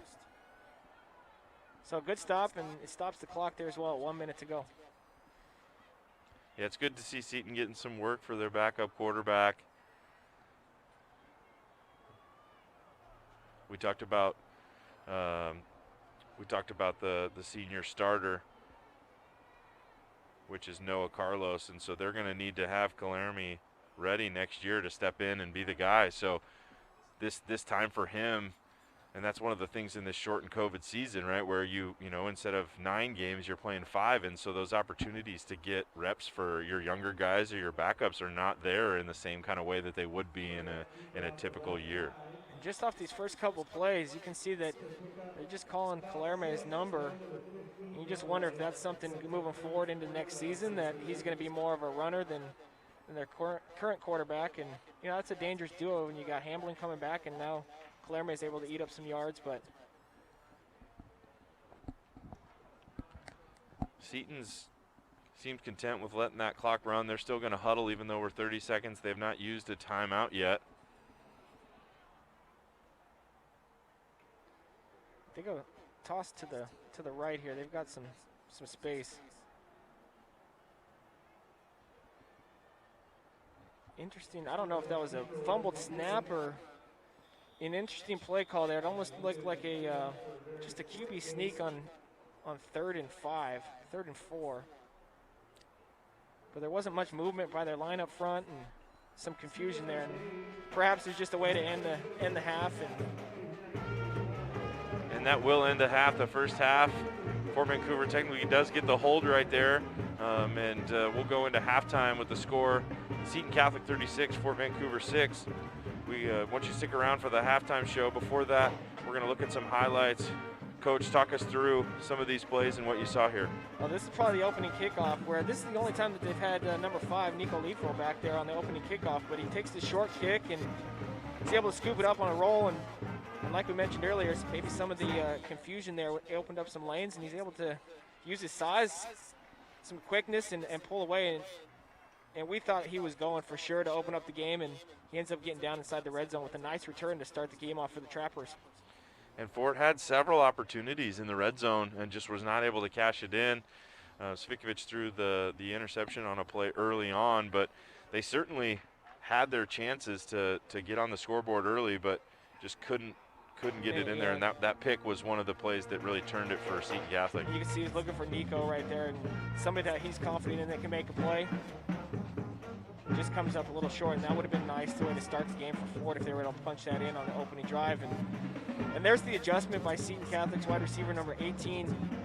You know, the ball's underthrown, and DB's in good position, but he's able to just come back to the ball and stretch it into the end zone. And we didn't call this one earlier, but that's Calerme early on in the game getting a touchdown for himself, probably from the QB position, keeping it. Seton's like to go to this sprint out flood pattern here, and just out of the reach there of the DB, and another touchdown for Seton Catholic. Yeah, that was stuck. He had 2 touchdown catches there in the first half. Here was one of the highlights again. It's Lufau. We talked about that option being a nice little wrinkle from Fort Vancouver, but you know, most of the highlights were from Lufau offensively from Fort Vancouver. We see that play action, little sprint out and underneath to Volk. He's just able to make a move and get to the outside there. I was really impressed with Noah Carlos, the quarterback from Seton Catholic. That half, if I was not aware before the game that this is his first year playing football, I mean, I would be shocked to hear that. I mean, he really seems like he's been playing football his whole life. He commands the offense really well. And then there was Fort Vancouver's big play with Ronquillo and the touchdown catch. And that is a highlight for sure for Ronquillo, for the Trappers in the first half, just able to get the big play, you know, 55-yard touchdown pass right there going into halftime. And yes, you're down 30.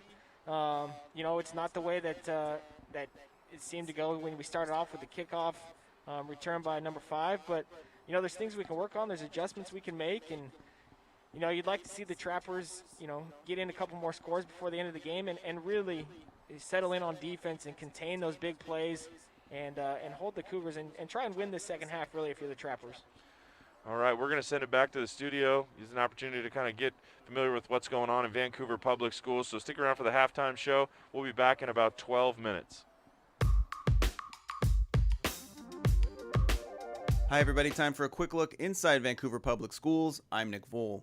The Medical Arts Magnet Lab at Fort Vancouver High School will look a lot different when students return to classes. They've got a new medical table that will totally change the way students learn about the human body. The Medical Arts Lab at Fort Vancouver High School is full of opportunities for hands-on learning. Students can practice drawing blood, applying tape and bandages, and more. And now they can conduct a high-tech autopsy thanks to a brand new anatomage table. The table contains full-body scans of 4 bodies, 2 male, 2 female, donated by real people for medical research. We can slice them all the way down into layers, to the cellular level, to the body system level. It's really mind-blowing. It is so much fun to play with, and we have not even yet begun to scratch the surface. Teacher Colleen Dunnigan demonstrated the machine for us, showing how she can now isolate muscles, the skeleton, the nervous system, any part of the body. Students can rotate the body parts, seeing them in 3 dimensions and seeing how they interact with one another. They can simulate a heartbeat, seeing how higher and lower beats per minute affects blood flow. The table will soon be connected to big screen televisions, so virtual dissections can be viewed by all of the students in the class. It's a really great tool that's not only just for the medical magnet, but for our anatomy, physiology, and our zoology classes that a lot of our students take because they want to be they're interested in healthcare or veterinary care. The table came as part of a grant at no cost to the program and will be put into use as soon as in-person school resumes. The Medical Arts Magnet and the district's other magnet programs are all available for sign-ups after the holiday break, so make sure you keep your eyes peeled for those. In the meantime, you can keep up with the district on social media, Facebook, Twitter, Instagram, and YouTube. Until next time, I'm Nick Vole.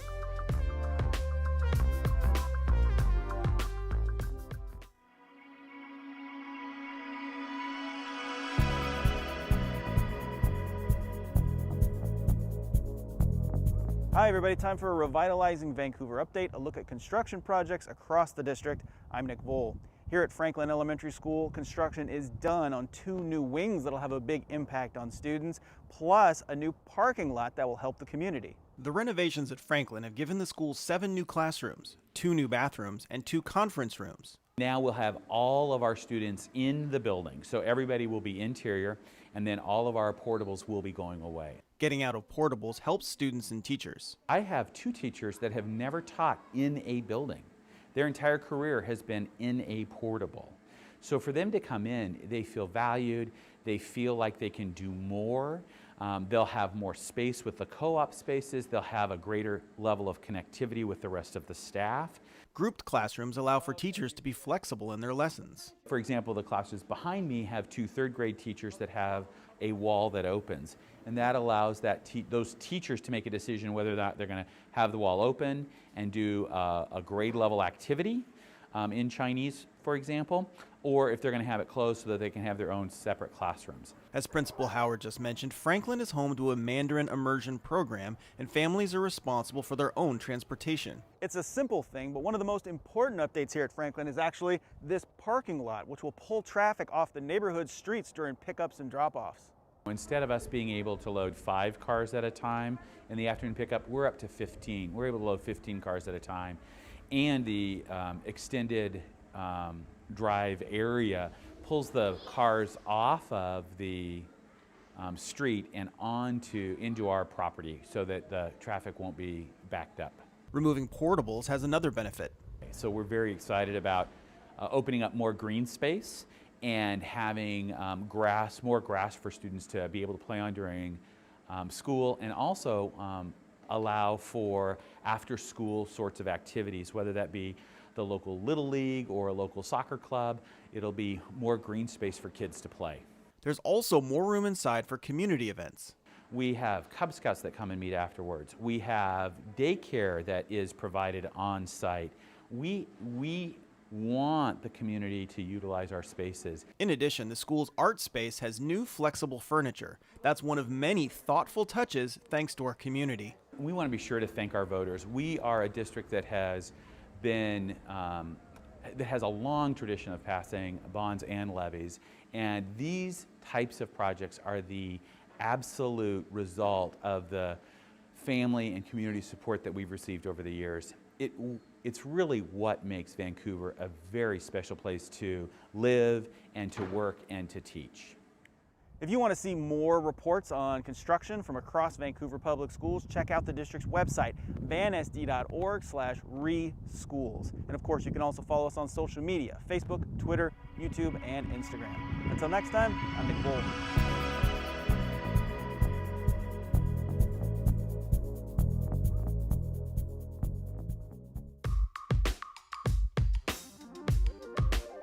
Hi everybody, time for a quick look inside Vancouver Public Schools. I'm Nick Vole.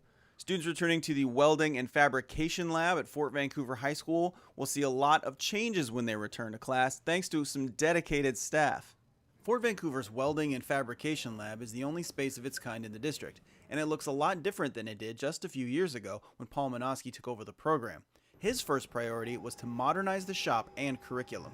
It took a lot of work with the kids. It took a lot of time. They brought in professionals from industry to implement lean techniques, which improve efficiency and simulate real work environments. They added a partnership with Boeing to provide curriculum and possible pathways into manufacturing after graduation. They have an understanding of how to work, all right, how to work with their hands and how to actually show up every day, and what a manufacturing shop's supposed to look like. The new space features welding stations, of course. We have a bunch of cool stuff to play with, and there's a bunch of stuff that you can learn. And on top of that, we get to do everything from cut steel, cut metal, make a lot of fire. But it also has virtual welders, CNC machines, lathes, and more. Students can also earn math credit because of the complicated geometry used in plasma cutting. You know, you've got your X, Y, and Z axis here for the height of the plasma cutter, and then moving it, in the different directions here before you would go and cut. Teacher Eric Gunderson has helped with the improvements and has noticed a shift. You know, when we were going through this transition and the doors open at night as we're in here still working, and students walk by and say, hey, can I come in and continue to work? Like, it's a place that they want to be. I feel like they have some pride and ownership in the transition, so it's fun to see. He's excited about the doors the program can help open for students. With, malls shutting down and all those kind of entry-level, no skills necessary jobs kind of going away, with online stuff really taking over. You need a skill, you need something that you can do and contribute. So I think this is a great place to learn the skills necessary to be able to be trainable by an employer. The welding and fabrication program at Fort and the district's other magnet programs are all available for signups after the holiday break, so make sure you keep your eyes peeled for that. In the meantime, you can keep up with the district on social media at Facebook, Twitter, YouTube, and Instagram. Until next time, I'm Nick Bull.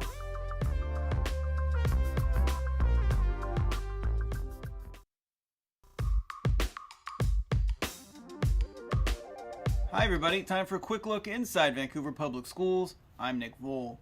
Just because students aren't in person for learning anymore, it doesn't remove the need to connect with one another, and a cool new program at Thomas Jefferson Middle School is doing just that.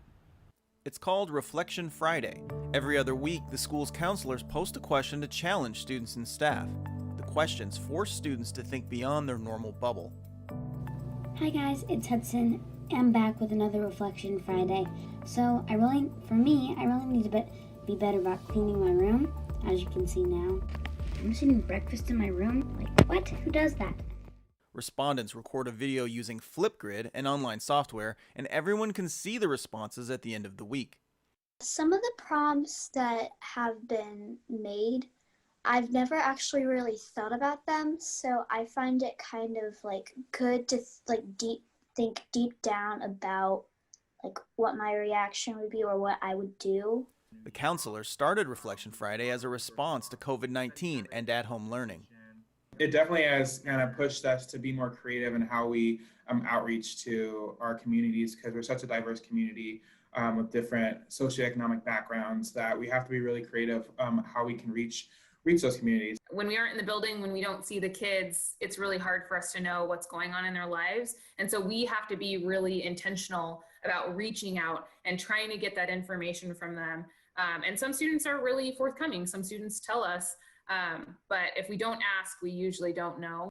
In a time when students don't speak to each other in person every day, it's a way for them to connect and learn how they are alike or different.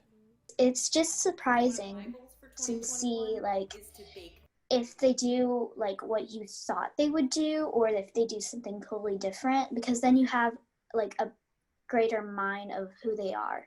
It's always really unique to see what the other kids or grades put in, and it's awesome. It says, I have a growth mindset.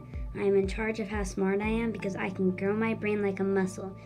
I think it's really important that we continue to make students feel like they're part of the bigger community of Thomas Jefferson, and especially for our sixth graders to feel like they are welcome and part of the bigger picture. So I think it's really important. Through these Reflection Fridays, I knew a lot of stuff that I never knew before. All right, take care. Have a good week. Thank you for watching this quick look. Remember that you can find us on Facebook, YouTube, Twitter, and Instagram. Until next time, I'm Nick Bull.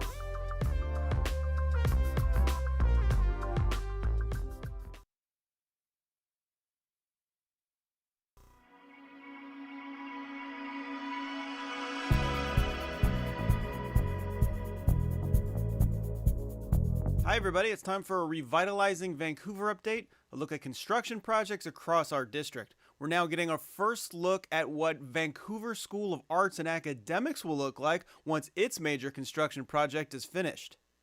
Take a look. The project will enclose the school's courtyard, adding lots of learning space and improving security. This view is from the parking lot on the back side of the building.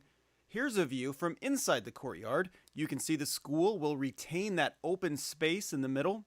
The addition is in the middle of your screen there. It is a 2-story building linked to the existing building with a sky bridge. Inside, a new entry, a new black box theater, new classrooms, and check this out, a new commons area with seating for presentations and performances, along with standing room on the rail. The new wing will also have art display areas, important for an art school of course, and meeting and group study spaces. A lot of thought has gone into the outside of the school too.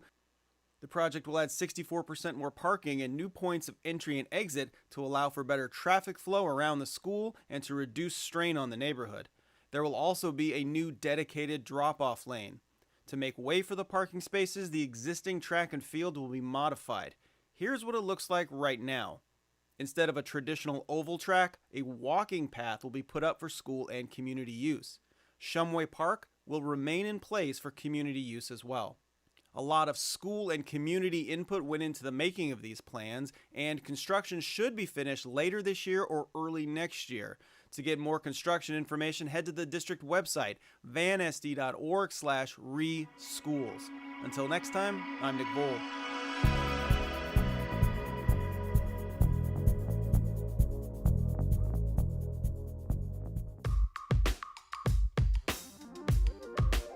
Hi everybody, time for a quick look inside Vancouver Public Schools. I'm Nick Voll. Construction of a new wing here at Columbia River High School is coming along nicely. When it's finished, students and staff will have a new place to teach and learn, and that has them thinking about the future. But thanks to an accident right here, they're also now thinking about a heartwarming piece of their past. The call came into Clark County Fire District 6 just after midnight one night in October. A water main had broken at Columbia River High School, where construction crews were working to build a new wing. 1,600 gallons a minute came roaring out until firefighters managed to close the valves. The next day, Clark Public Utilities came out to fix the pipe and inspect a new fire hydrant. That's when Clark PUD Inspector David Nybert made a discovery.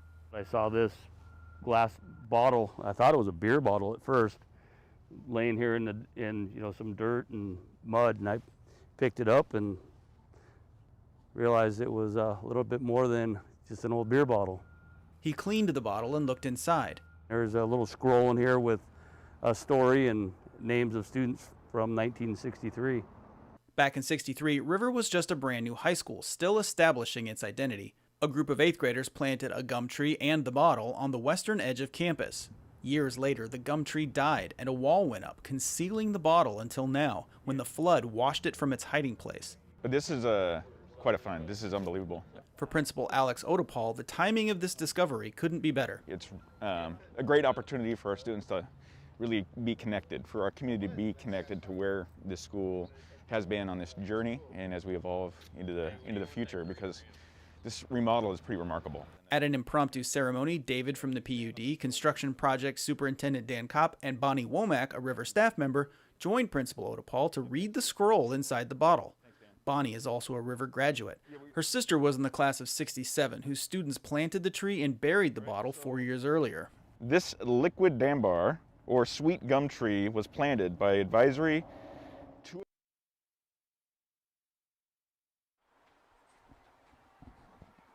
All right, welcome back. If you were excited about that last video and want to see the rest of it, you can see it on the VPS YouTube channel. Check that out. So we're just about here to start the second half. Fort Vancouver is going to kick off. Seton's leading 36-6. Seton's back there with their two dudes, number 2, number 3, Hamlin and Volk. Be interested to see what trappers do here. I was just going to say, you'd be interested if they're just going to try to stay away, or I guess that probably works all right too. It really isn't that big of a difference in field position right there from where it went out of bounds. So, you know, they're going to start from the 35? 35. Is that right? High school? Yep. Or maybe the 30. They're walking it back.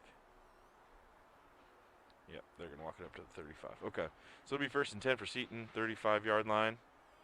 I'm interested to see how both teams come out. You know, if Fort Vancouver is going to kind of roll over and let this game go, or if Seton's going to come out a little overconfident, maybe play a little bit lackadaisical, or if they're just going to get right back to work. So I think maybe these first couple plays will tell us a little bit about where both teams are going to be here in the early part of the second half. Yeah, and you mentioned as Seton comes out here in their standard offensive set here, 3 receivers tight to the left. It's not like Seton can get their JV guys some work here. You know, with the big halftime lead, they don't have anybody else. I mean, this is the team, and so, you know, for better or for worse, these guys are going to get the reps. They're going to finish out the game, and you know, it's going to be up to Fort to step up to the plate and make sure that they're ready to answer the call here. Well, and you mentioned this a few times where they're running the same 8 or 10 plays. I mean, we've seen the flood and the sprint out and the toss and the counter and the shovel pass and, a couple dives. So it's not like they're, gonna open it up or try anything too crazy, and they're just gonna stick with the simple stuff that's been working. So Fort's you've got to feel like knows at least a little bit about what's coming at this point. And I mean, you could go toss to the right here again, Fort just does not, and there it is right there, Fort just does not have enough numbers on that side, nor are they even close to the line of scrimmage to be in position to stop this before it gets 10 yards downfield. Is that a false start there? Offsides on the defense, so that'll put Seton at 1st and 5.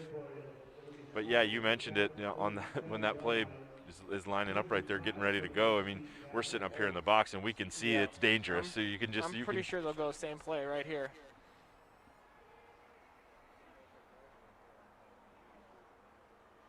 And they go counter off it. And Omarion right there, is it Omarion Vitale? He was in position to go tackle for loss and just missed the tackle on the backfield. And Seton picks up a 1st down with it. Number 21, is that? Yeah, that's Omarion Vitale. Yeah.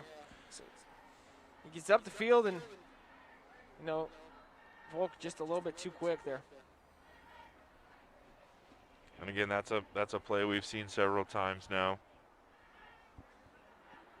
from Seton, and I mean, not a lot of things haven't worked for them so far. And D-end for Fort there did a good job. He was in position, he turned it back in. It's just missing that fill guy, and it's probably just some over pursuit from the reading the toss first, and then the counter action is catching him off balance a little bit. Good free run to the sack quarterback there. Good play from Lufau. He's fired up. Huge sack. He just came flying off the end right there. I mean, that's a big play. That's a huge loss. It looks like Seton Catholic's trying to run that fake wide receiver screen and then go over the top, and you didn't even see Lufau coming from the backside there. I'll push Seton all the way back to the 49-yard line. 2nd and 20.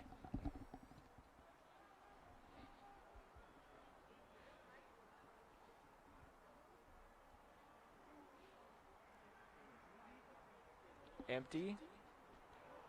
Shift to empty. You got Hamlin out here one-on-one. And they're going to attack another sack for the Trappers. Well done. That's Omarion Vitale right there, number 21. Getting in there and holding on. We've called his name a few times. He's been in good position. He finishes off that play right there. He's eating. It's a pretty good drop. He didn't have the look that he wanted, and Vitale just kept on him, kept pursuing him, and it's another sack for him. So that's 3rd and 29 now. And that's one of those things and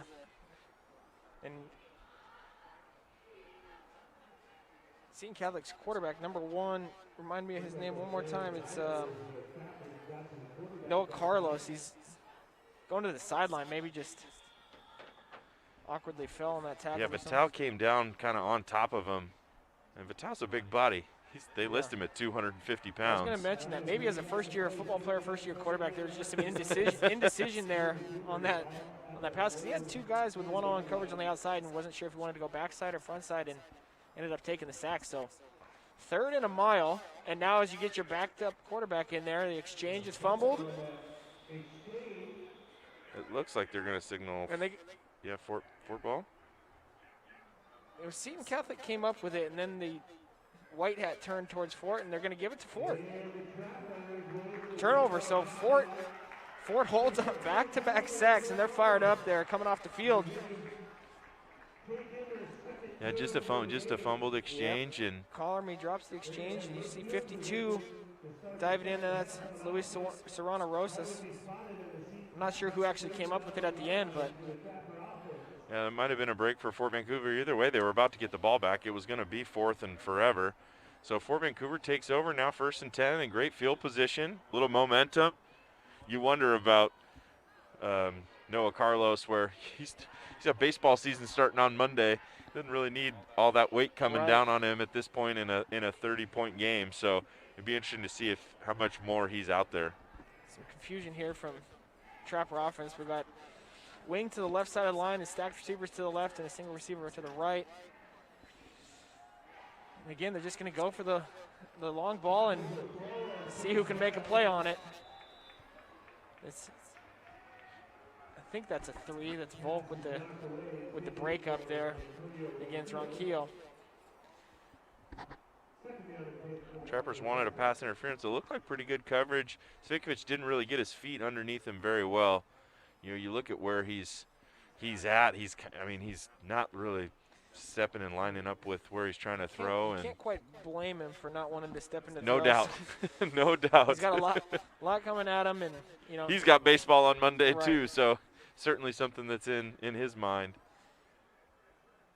Now, as we talked about, the top receiver Evan Mendez. Number one, we haven't called his name, but number two, I'm looking for number 14 on the field. I haven't been able to locate, so I don't know if he's. You get Trappers there with a good pickup on second 10. They pick up about 7.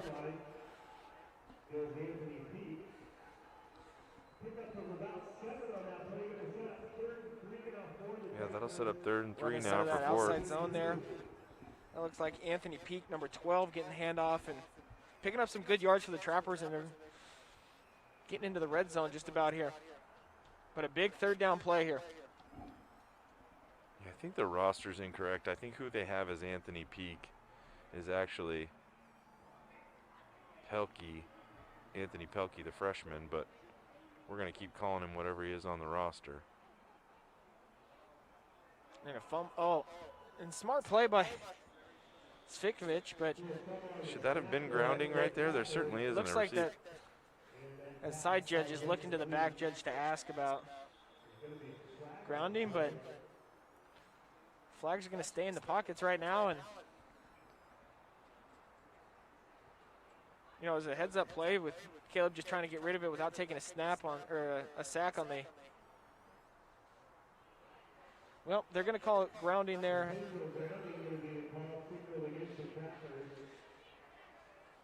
And Caleb was still in the pocket, and you know, not a receiver in the area, and that's what the rule is for. So you can't just pick it up and chuck it and preserve the down. So I wonder if Mendez switched numbers. I feel like that's the only explanation, because there's not a 14 down there. There's not a 14 anywhere, and it wouldn't make sense that. And when I talked to Coach Bilodeau before the game, he didn't mention anything about him being out.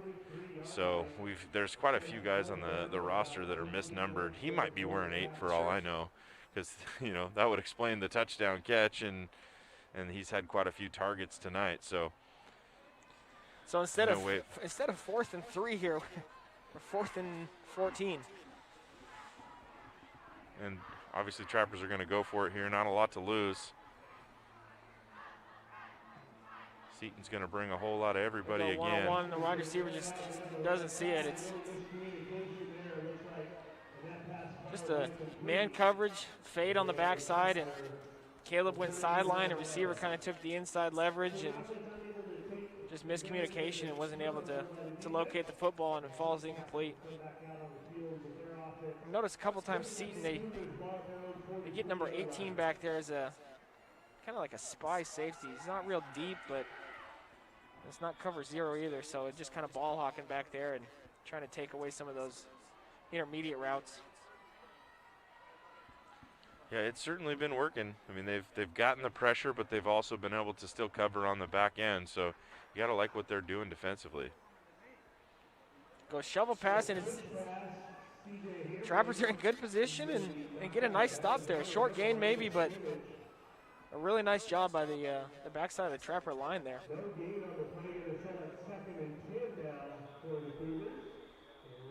Yeah, they're continuing. Ford's defense is continuing to play hard, and they're, like you mentioned, getting a lot more pressure and in a lot better position. And looks like you got an injured player down for Fort Vancouver.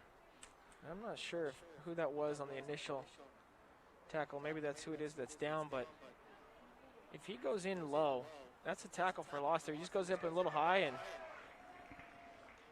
and Hamblin as a wrestler is good with his hands, and he throws a stiff arm, and he's able to get away from the tackle there. But on our roster, number 8, that's Antonio Ranquillo. Looks like just a cramp or something minor, but good stop and no gain.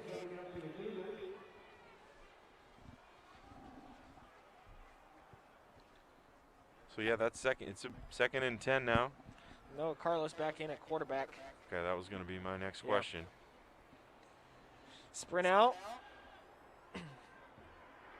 And a great play. Number 15 for the Trappers, stepping in. Aiden Curtis on the roster, stepping in, knocking it down for the pass breakup.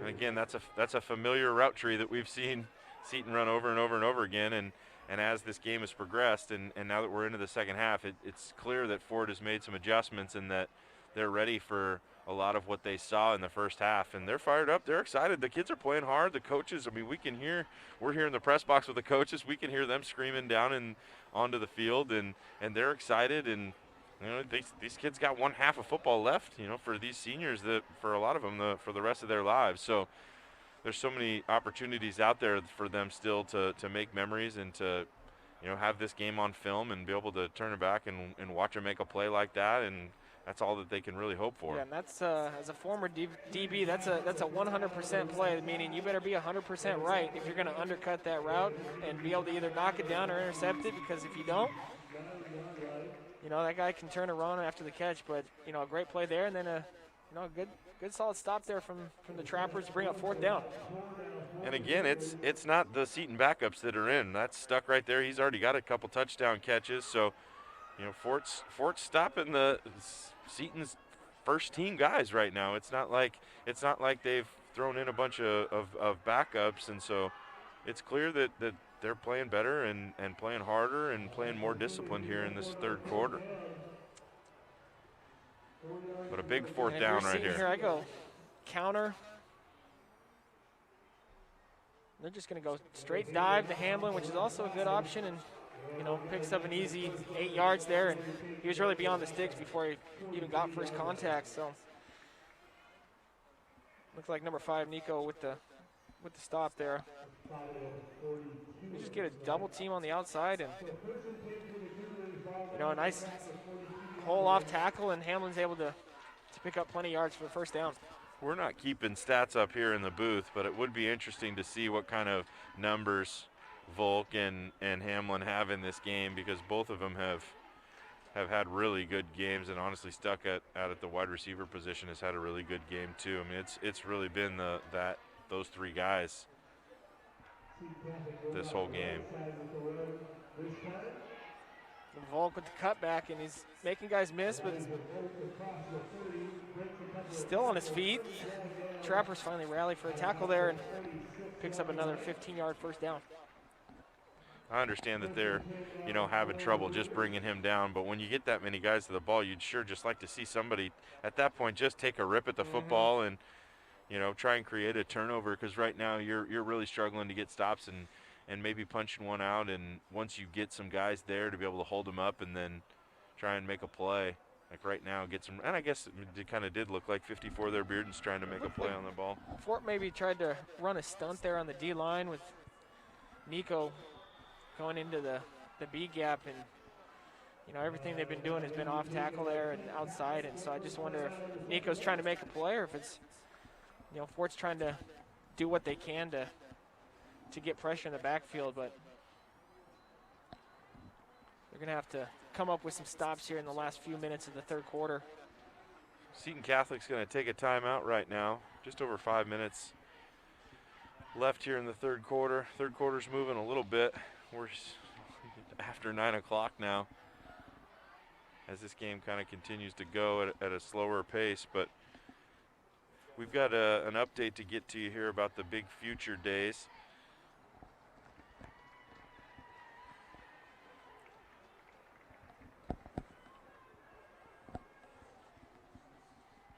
So high school seniors, if you're planning to attend college, there's a great event coming up you won't want to miss on March 30th. Big Future Days gives students access to college representatives, virtual access to schools all over the country, listen to experts who can prepare you for what you need to do to succeed in college.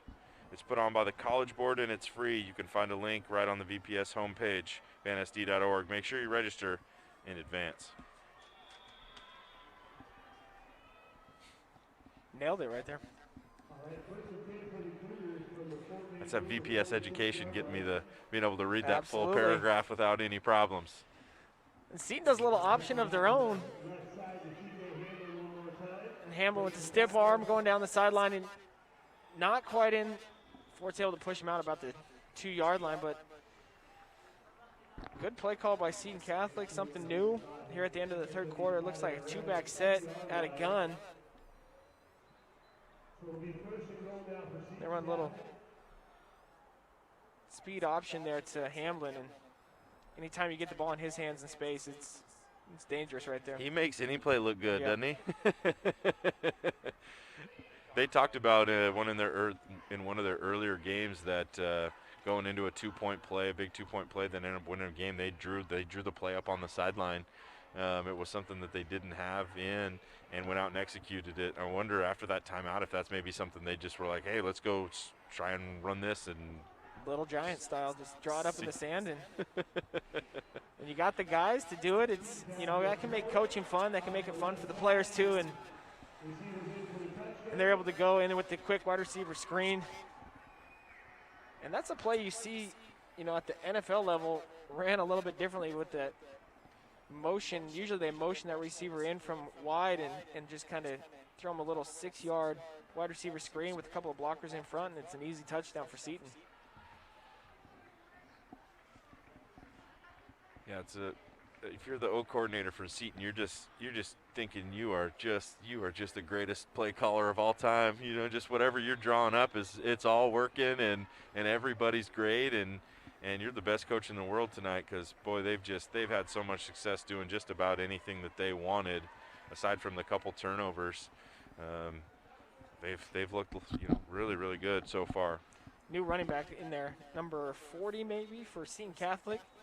They're going to see if they can get him a carry, and it was going to be bottled up. Flag on the play, though.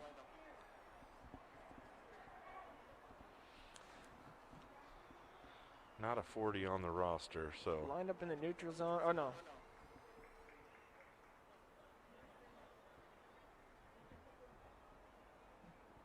Offsides on the offense.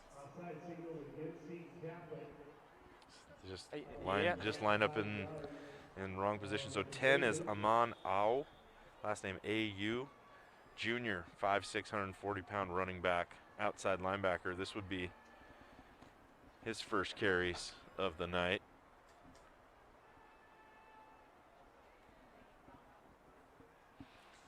They're back there again, that same set, tight, wide receiver side. Another flag there.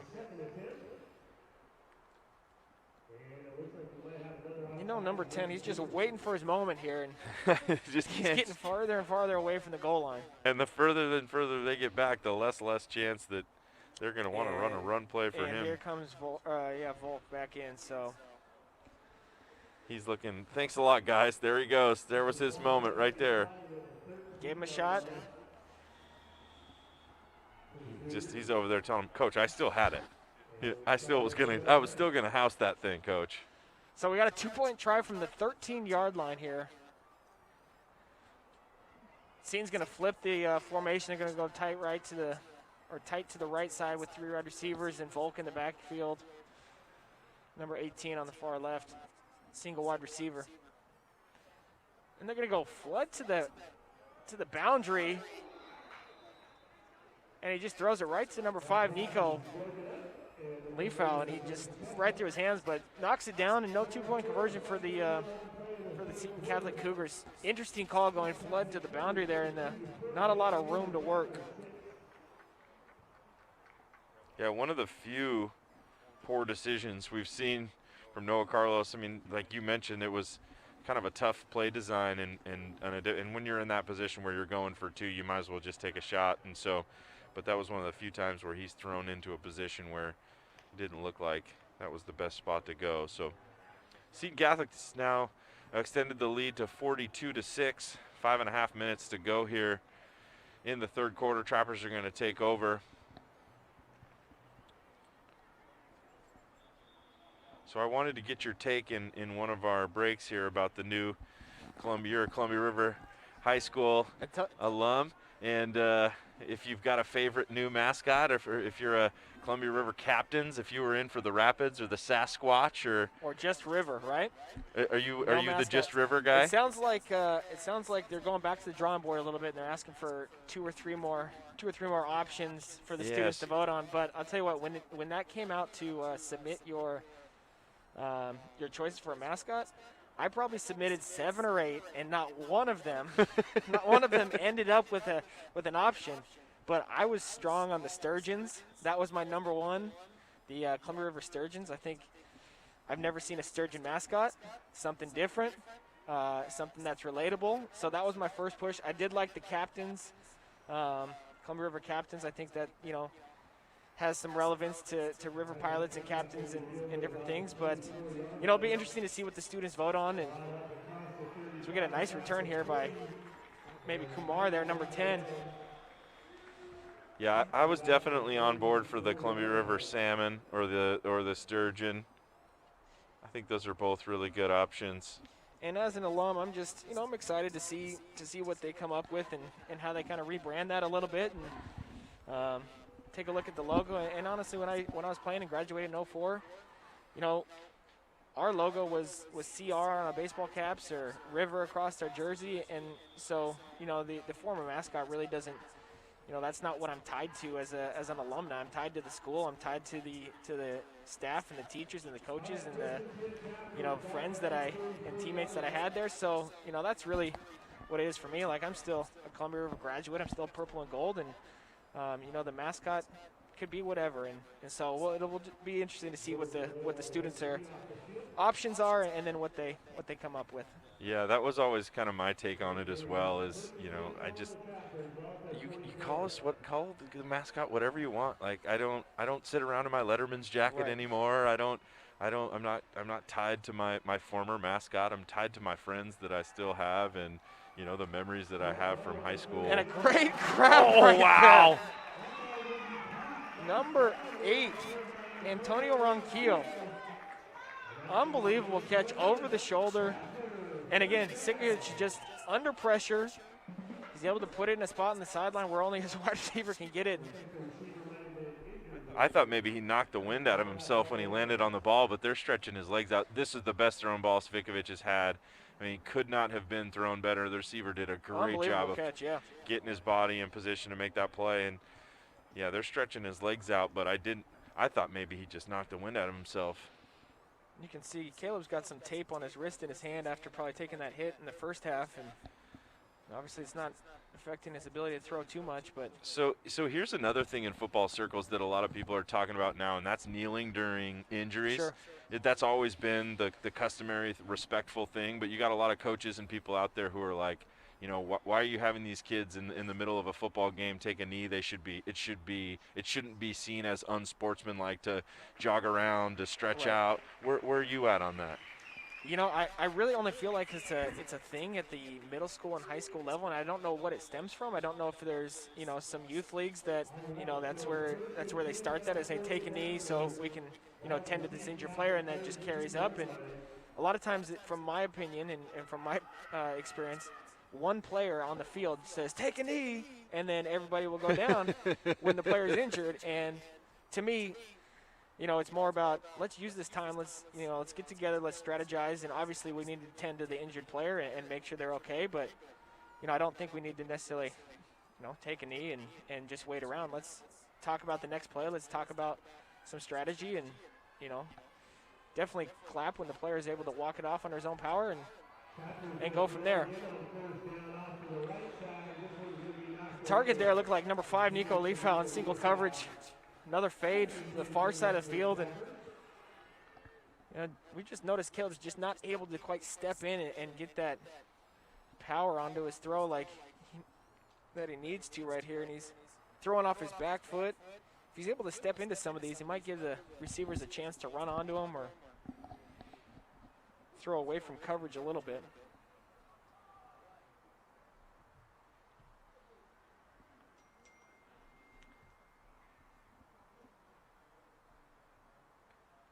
We got a 2x2 set here, 2 stacked receivers to the left, 2 to the right, and then Sikovic in the gun and finds receiver on the slant for a pickup. That's going to be a first down or close to it. Number 28, Noah Christensen with the grab. And a good ball from Caleb there. Right on the numbers.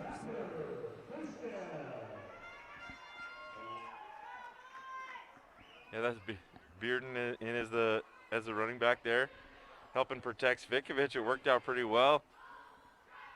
26 is Jaquan Collins. He's a senior wide receiver. He's had a pretty good year and made some plays, and is a kid that's really well liked around campus, a multi-sport athlete. So good to see him make a play and make a catch right there to get the Trappers a first down. They go wide receiver screen to number 5, Leafow, and he's able to pick up a couple, but the Cougars rally to the ball pretty well and get 3 on. Nico's not able to make a move or get out of it. Yeah, it's just interesting watching both teams run similar things. And for one team, everything just works out beautifully and it just looks perfect. And then Nico catches a ball like that, and instead of having room to run, he's looking at 3 white jerseys and a 3-yard gain. But I mean, really, that play is like a run play. Sure. It's designed if you can get 3 yards on first down, we're ahead of the chains and we're moving and we're in a good spot. But for Seton Catholic, those have been 25-yard Right. touchdown catches. The whole point of the play is to get it into your playmaker's hands as quick as possible, and you'll take your chances one-on-one with your guy versus their guy. So, and there's Nico in the backfield. The handoff, he's going to go. And a great run by number 5 on the zone play and the cutback, and Trappers in the end zone. Yeah, that's great for Nico. He deserves to get that play and that touchdown in this game. He's had a couple opportunities where he was really close to scoring and really well executed, really well blocked. I mean, a huge hole. They blocked it, both, second level there, and I mean, they made it easy for him right there. That's the easiest touchdown he's probably had in his career.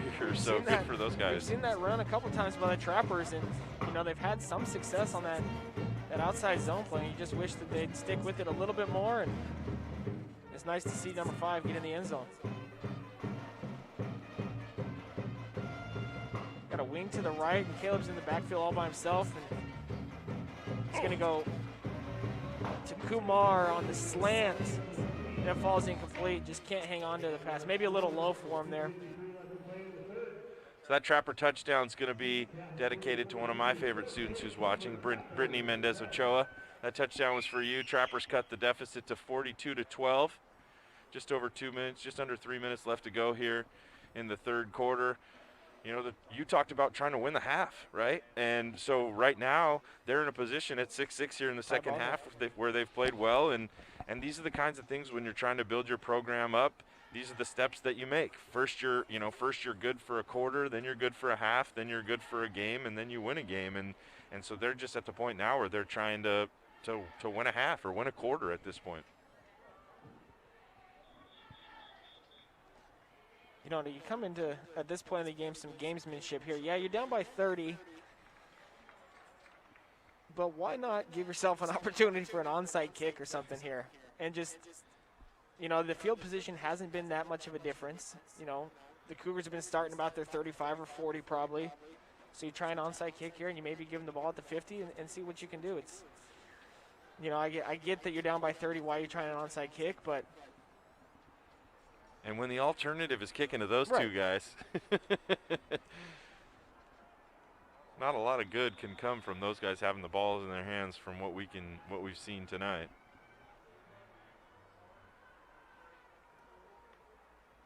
And they're just going to go ahead and kick it out of bounds again, and so there you go. I mean, you got potentially a 15-yard difference with maybe if you try an onside kick to where they get it now, but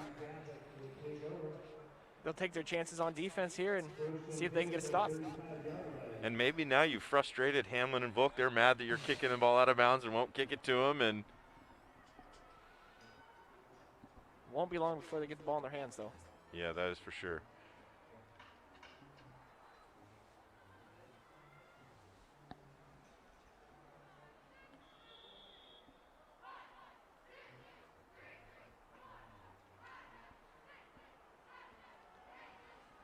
Is Carlos still back there? Yeah, he's still, that might be number 4. I can't tell. Yeah, no, that's still him. Yep. Trappers bringing some pressure.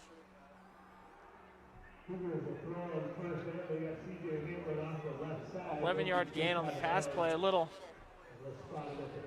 flare out there. A speed out from number 2, I think, that's Hamlin. Yeah, that was Hamlin again. Again, we're not keeping stats up here, but he's got to be close to double. Across the formation, and he's got to be close to double-digit catches at this point, right? And just total yards. I mean, I couldn't even guess.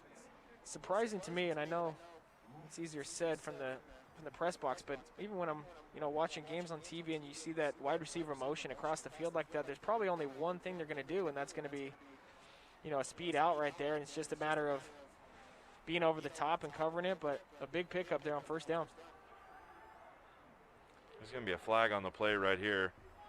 Assuming it's going to be on the offense. Carlos completes it to number 6 for Seton Catholic. Little play action rollout, and number 6 coming all the way across the field. Right now it's a pickup about 15 or 20, but it looks like it's coming back.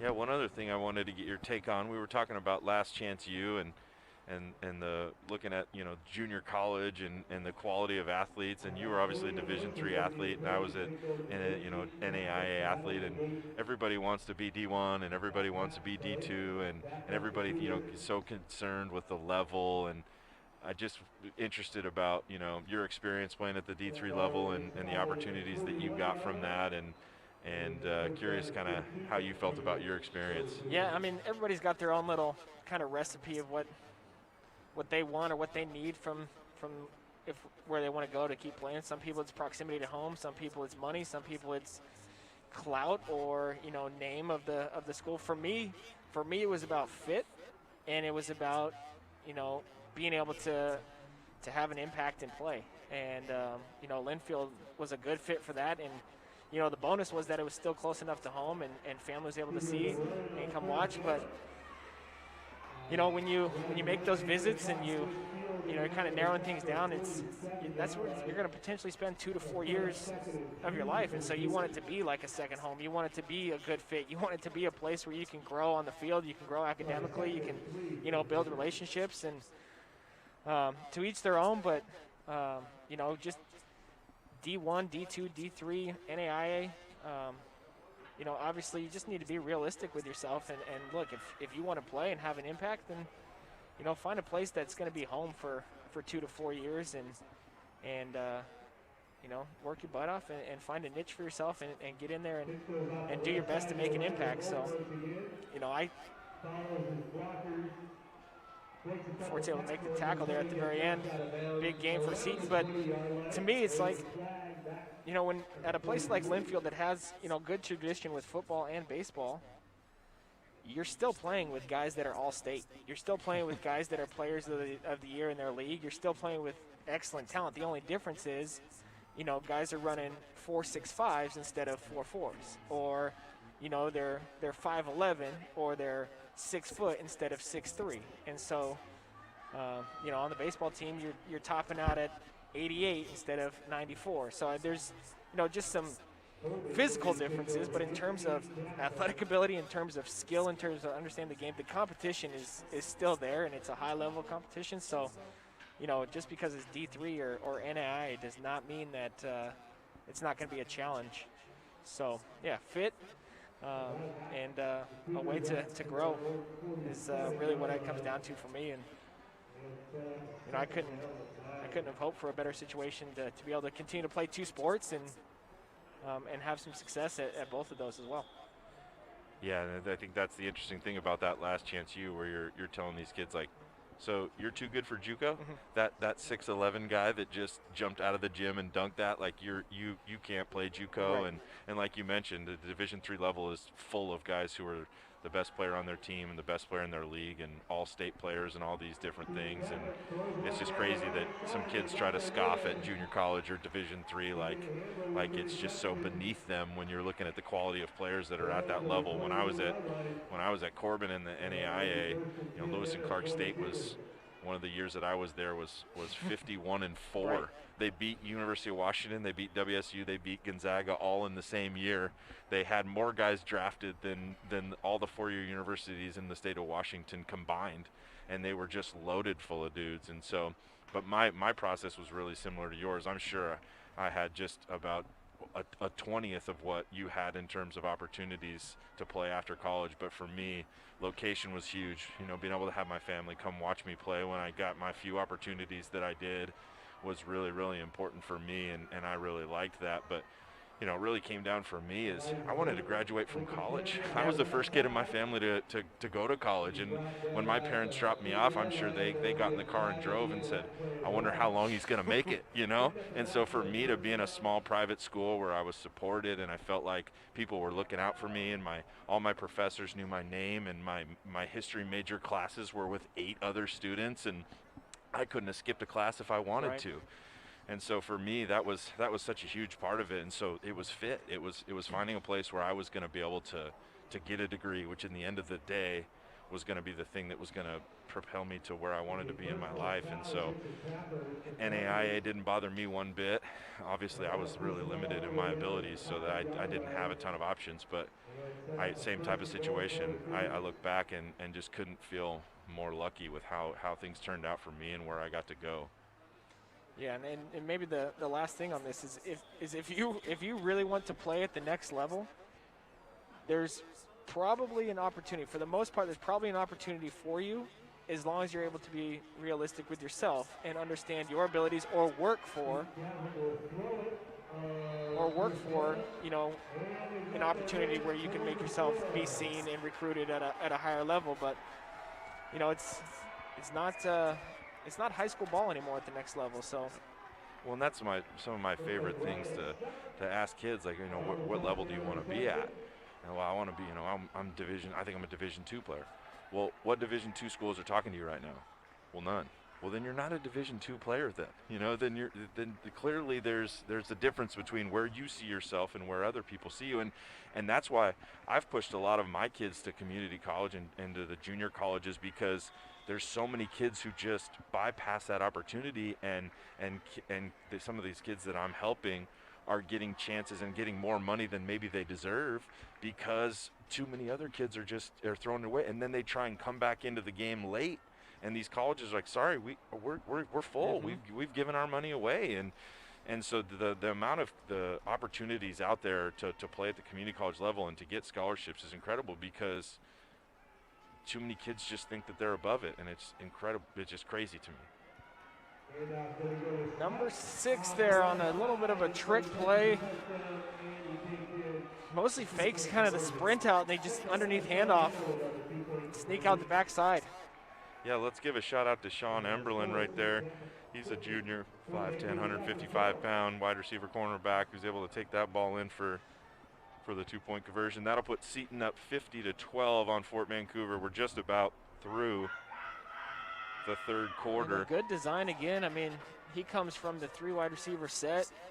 Mosley kind of sprints out like he's gonna do his sprint out, roll out play, and he hands the ball up underneath to number 6, and Hamblin's lead blocking. We got Volk leaking out the backside, lead blocking, so well designed, and it pays off. Well, and you mentioned this, you know, we're starting to see a couple of the non-big 3 with the ball in their hands a little bit, as they look at, you know, Calermi and Emberlin there, and Hamlin coming back as juniors, and where they're going to kind of go with Volk and Carlos both graduating. And it's good to be able to see that, you know, they're certainly going to have, you know, some more playmakers and Stucks coming back as well. So they're gonna have a good core of a quarterback and a couple skill position players that are gonna be able to kind of propel them. They're gonna have to replace a few guys on the offensive line, but it's good to see some of their other complementary players getting some opportunities to to get themselves ready to play next fall, which is going to come just so fast. Short off season. Kumar's had some good returns today. Picks up maybe 12 yards on the return, and Trapper's heading from right to left with about 20 seconds left in the third quarter. So probably be the last play of the quarter. We get another look. Kumar on the return. Kumar's definitely a coach's favorite, a kid that they, just rave about his toughness and his work ethic, and so shout out to Kumar. 5'3", 127 pounds. 4-year player. Started playing football for me in 8th grade and stuck it out, and through the thick and thin with winless seasons, with 1-win seasons, and here we are again his senior year, and he's going out on top. So believe it or not, he's grown a few inches since you had him. Right.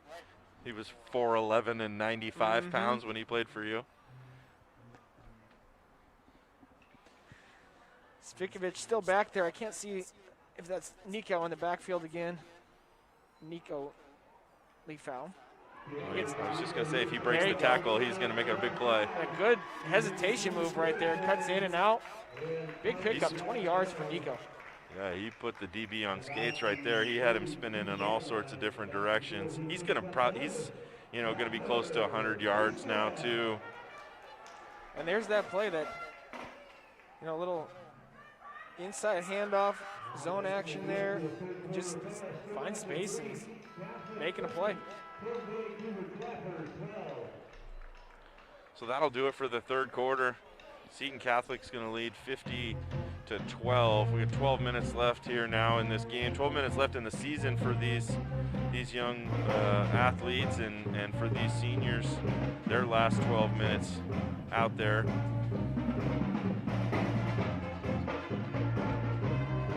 We want to take a moment to recognize the students working on tonight's broadcast. Most of them are students in the district video production programs who are learning about careers in television. In addition to the students on camera tonight, we have more in the back control room directing, running replays, graphics, and audio. Over the course of the year, students from at least 8 middle and high schools will participate. Thanks to all of these students for giving their time to bring local sports to our community. Yeah, this is my first time on the broadcast. This is special. I see the things that are put out by VPS, and to have these opportunities for our students and for the families, and especially now with being able to live stream and do VPS game time through YouTube and those sorts of things. It's it's big, and big for the players to know that their game is on TV, right? As a high school player, my game's on TV, and that's special.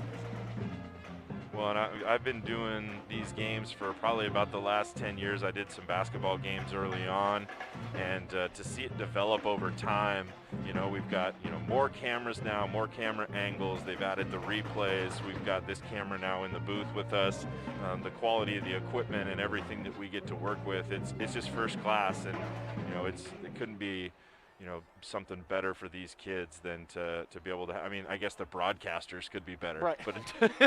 But in terms of the equipment and what we're giving up here to work with, it couldn't be better. We will call the people behind the scenes the talent, and I don't know what you would call us, but the two guys that they could get to do this thing. Yeah.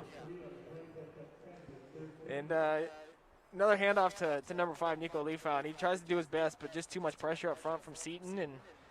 Now we're behind the chains a little bit as the Trappers look at 2nd 13. Yeah, I think, for me and probably parents and everything right now, everybody's just kind of hoping to get through this the last 11 minutes healthy and feeling good about their seasons and about themselves. And so just really, it looks like we got a wide open, just underthrown, and again, just unable to step in, and understandably he's had pressure in his face all day, but Ranquillo was wide open there, running down the sideline. Well, and that's what I was going to mention. It definitely seems like, it seems like Seton's dialed back the pressure a little bit, but it still looked like there was 7 coming right there on that play. So, either Fort's blocking a little better, or we might have some backups in for Seton. But Cvikovic definitely had more time than he was used to, and I think that for the fourth quarter, that's probably gonna be kind of more the pattern for him. Is he's gonna have some more time to throw, and he should definitely use that time to be able to put those throws on the money and try and get one more in the end zone. Seton's, they're moving more into like a cover 10 situation, just single high safety, and that's what it went to the house. If I think that's Hamlin, number 2. Yeah, that is certainly not a backup right there. Just off his hands, and fortunate for the Trappers, it's incomplete pass, and you know, we got to make a play here on 4th and long. It looked like they're just trying to hit the quick out route to pick up some yardage to make it 4th and manageable, and now we're still looking at 4th and 13.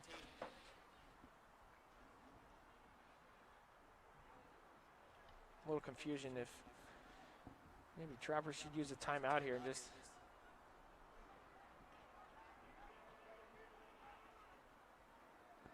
so now we got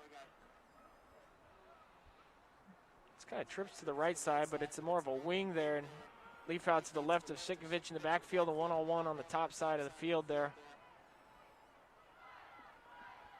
A bit surprising. They haven't really attacked that one-on-one side over there. They've looked to the 3-receiver side almost entirely, and we're not going to get a flag on that. It's overthrown, falls incomplete, and Seton takes over on downs. Yeah, I don't know if Cvikovic just had to throw that a little bit earlier than he wanted to, but it certainly didn't look like that was probably, those two routes were just, I mean, they almost ran into each other right there. So I don't know if they cut it a little short, or if, again, if it was just a little bit too early. But yeah, and those are the details right there. I mean, when you go back and you look at the film and you go into spring ball, and you're able to tell that number 1 receiver, like, your route, your post needs to be at 6 yards and then to the post and underneath the inside guy who's running that corner route. And you know, I understand they're probably trying to do some sort of a rub there and open up a receiver off the DB, but you know, when both guys are kind of running at the same angle, and that's when the ball's delivered, the timing's off or the routes are off just a bit.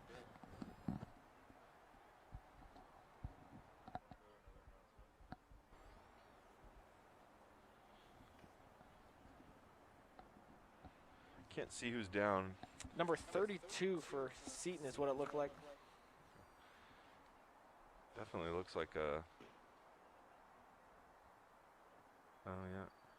Do definitely want to shout out our Fort Vancouver's fantastic athletic trainer, Brandy Turcotte.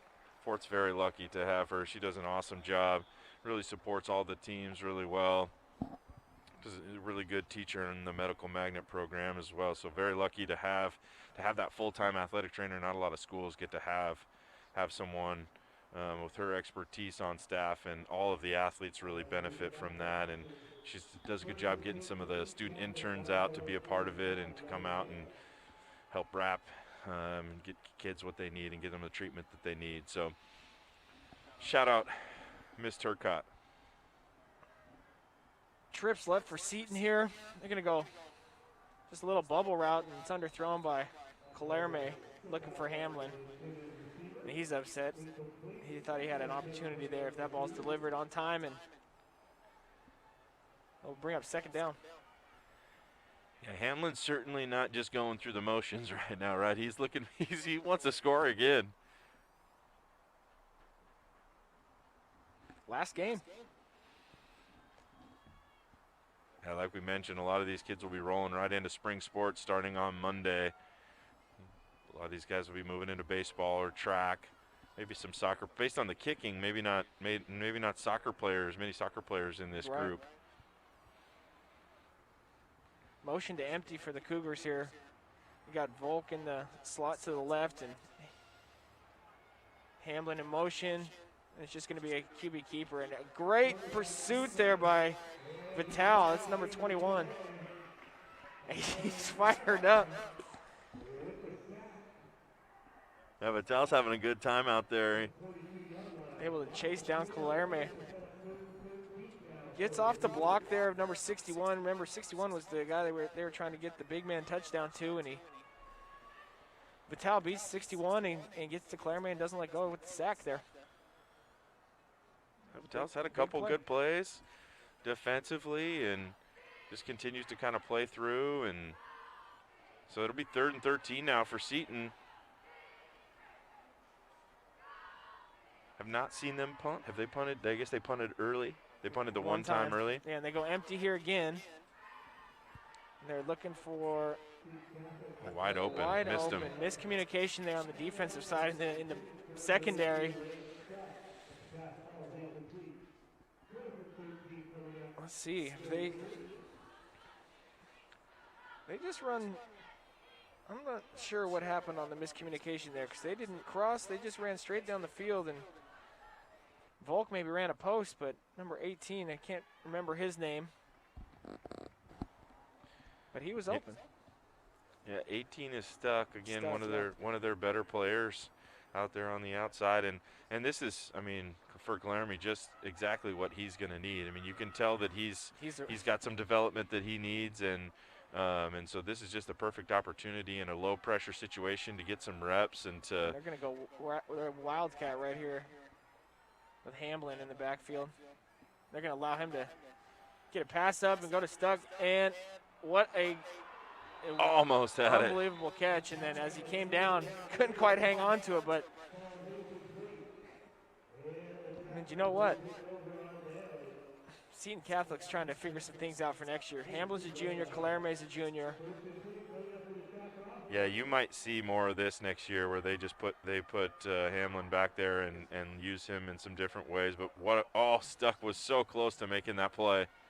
Yeah, because we've seen Claremont as a runner, and he's got some skills there, and we obviously know what Hamlin can do, but you know, if they're looking for a deep ball, right now it looks like Hamlin's the one with the abilities there. Good field position now for Fort with 1st and 10, plenty of time. They've got all their timeouts, and Leafow in the backfield with Sitkovic on the right-hand side. He fumbles the handoff, and hopefully it's going to be turned over and recovered by the Cougars. Just looked a little rushed maybe on the snap, and yeah, we'll get a look at the replay right here.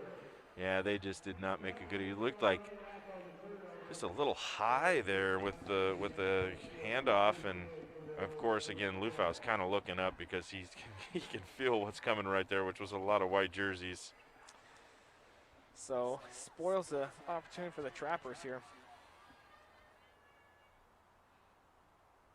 Yeah, that really was, and again, the every possession, the ability, the potential that has in their development is so huge. You hate to see them give one away, especially this late in the game when you might only get one more. To throw away a possession on something silly like that on just a simple turnover. Number 10, Eamon Owl in the backfield now. Claremont still under center, it looks like. Tight left formation, 3 wide receivers in that bunch set again. And they're going to go dive to the left, and I don't know what the flag is there, but flag on the play, good tackle by 52. About a 5-yard pickup.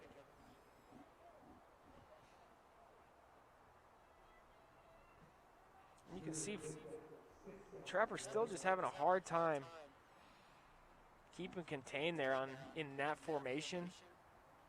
With those 3 wide receivers set, they're able to block down on D end, outside linebacker. Good block in the back there on the offense.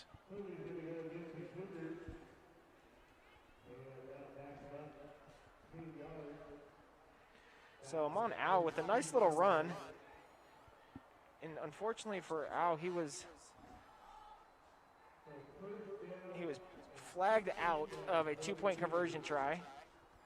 And then he has a nice run, and it's negated on a penalty. So he'll get his opportunities down the road, but they're going to stick with Hamlin and Volk back in there. 3 wide receivers wide to the right for the Cougars. Claremont taking the shotgun snap, and it's on the ground, and they're just going to fall on it. Seton moving in the wrong direction now here. The penalty and then the bad snap. It's going to push them back. Clock continues to run, just over 9 minutes now. Some of those it's been a long game, and some of those little details and focus things, that's a mental error right there, I would say, just on the center trying, not focusing in, getting the snap back there, or maybe he thought that the QB was under center, but when you're up by 38 and 8 minutes to go of your last game of the season, you want to make sure you do the right thing and even on those finer details, finish it out right. Yeah, to the credit of these kids and coaches, they're sure getting their money's worth on this last game here. We're coming up on hour 3. Yeah. They are making sure that they get every last minute out on the field tonight in their last time to be out there before they hang it up for probably just a little bit before they get back for spring football. But Calerme was stepping into one here, looking for Volk on the outside. And once again, Trappers running stride for stride defensively, and the deep ball, again, is if there was one, small weakness within Seton's offense today, it was the deep ball, I think, and Fort's done a pretty good job in coverage throughout the game. 3rd and 23.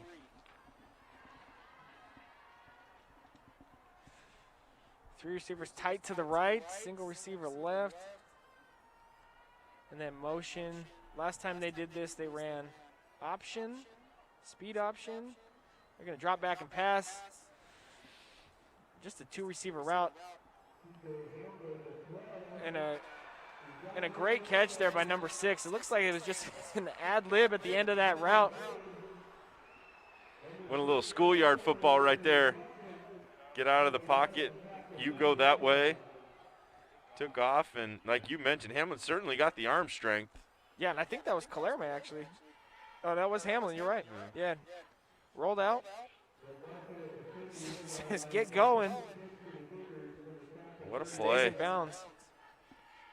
Big play on 3rd and 23 right there. And those are the ones that defensively are just so tough. I mean, you know this as a former defensive back.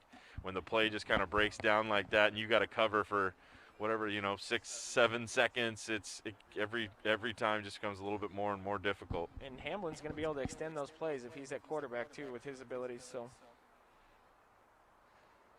and back to what they do right there, the toss, but it looks like Trapper has contained right there, and they're able to at least turn it back in and go for a short gain. They in good position and forced Hamlin back in with the ball.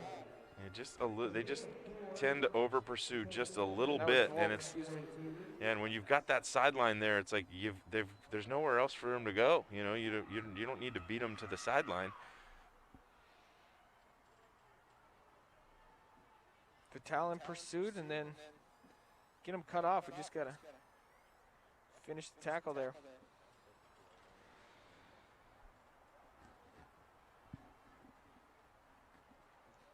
Second 6 here at Trapper 27-yard line.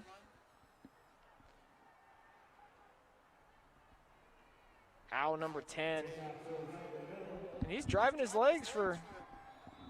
They list him at, I think, 155 or something like that, but he doesn't look 155, but we'll give him all the credit for all 150. But, yeah, he ran hard. And again, Seton Catholic's formation here, they just almost used that 3 wide receiver set as, an extension of their line, and they run behind those guys, Hamlin and Volk. He's a little off-tackle dive play and picks up the first down.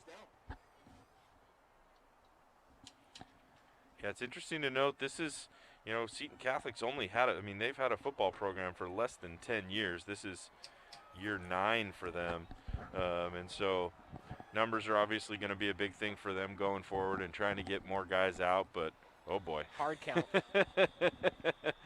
I think that's probably the first time we've seen that. I mean, we've seen Fort Vancouver get offsides a couple times, but that was the first time that it was just like clear use of the hard count, and Fort Vancouver, I think they got every single guy with that hard count. There wasn't a defensive lineman left.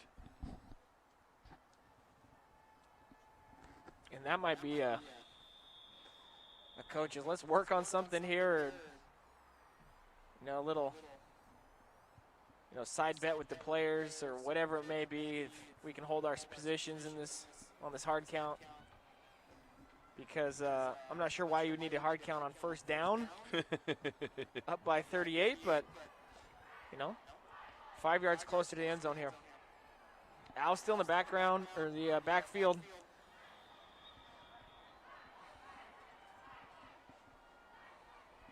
Timeout Seton there. Not happy with how long it's taken to get in their formation, get set.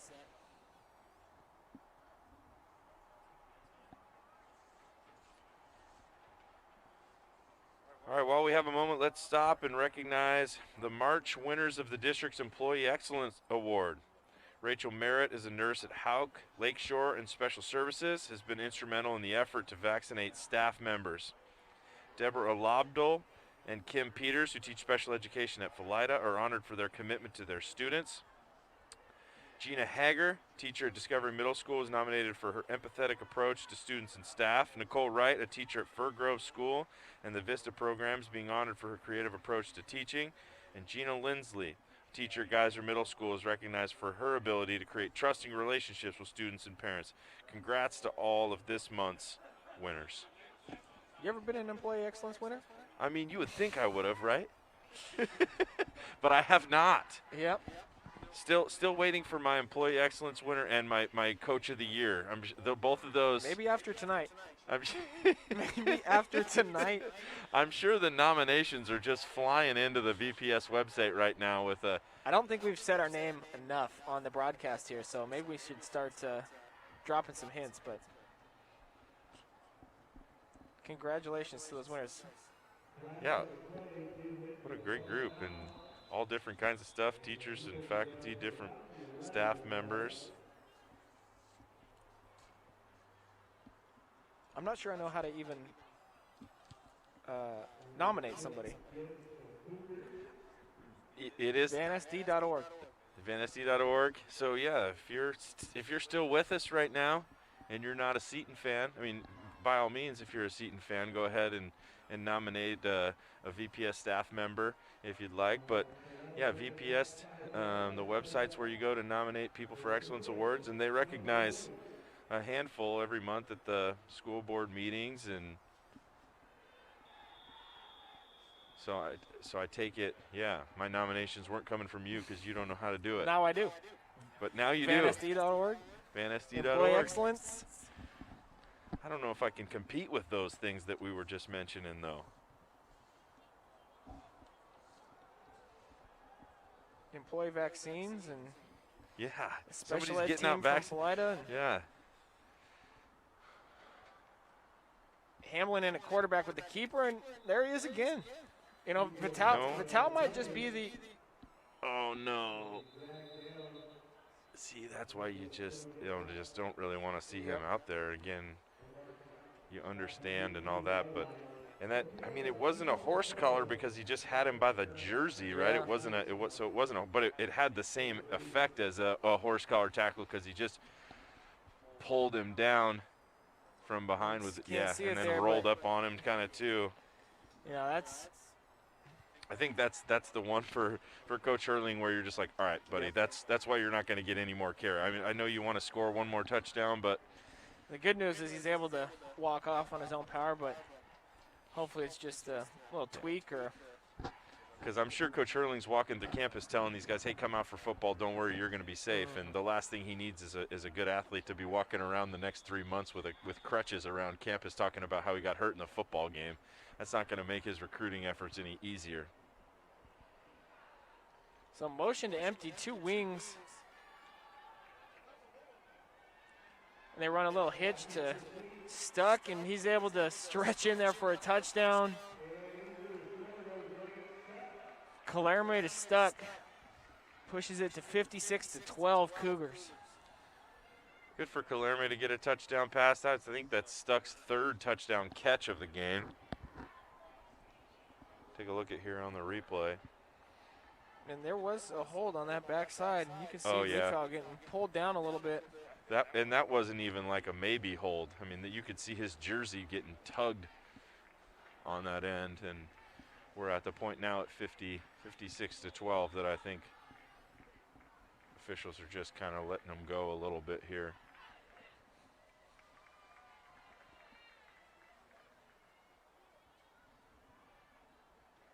I think, correct me if I'm wrong, season high for Trapper points has been 12. They had 12 against Columbia White Salmon earlier this year. They were in that game. I mean, they had just so many opportunities in that game. They had one of the weirdest plays that I've seen, and I've seen some weird ones, where Svitkovic tried to throw a quick slant on the goal line, and the ball just binked off the lineman's helmet or linebacker and shot up in the air and was picked off, and Fort was going in to tie the game at that point, and it just flipped the game right around. Just running like a little speed bubble to Volk for 2-point conversion, but flags on the play. My guess is it's going to be a hold. Let's see if we can see it here on the replay. Yeah, just a running back swing. Well, Yeah, I didn't see anything there.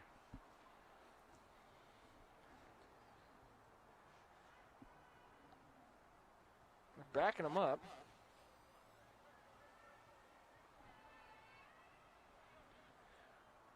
We are going to get to running clock once we get past the kickoff here, as Seton's lead is now up over 40 points. So these last few minutes should fly by pretty quick.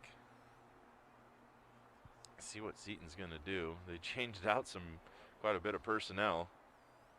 I wonder if one of the seniors has convinced coach to let him kick the extra point or anything yet. It looks like they're bringing out the tee. And Hamlin's back in. Oh, he would. Looks like they're not sure where to put the tee. They need to go about 7 yards back. Looks like Stuck is the kicker.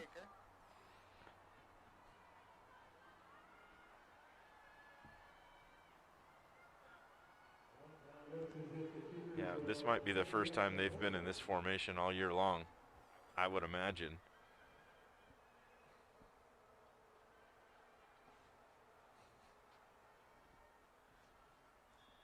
Is there any chance, what do you got? Is there any chance that this goes in? Absolutely.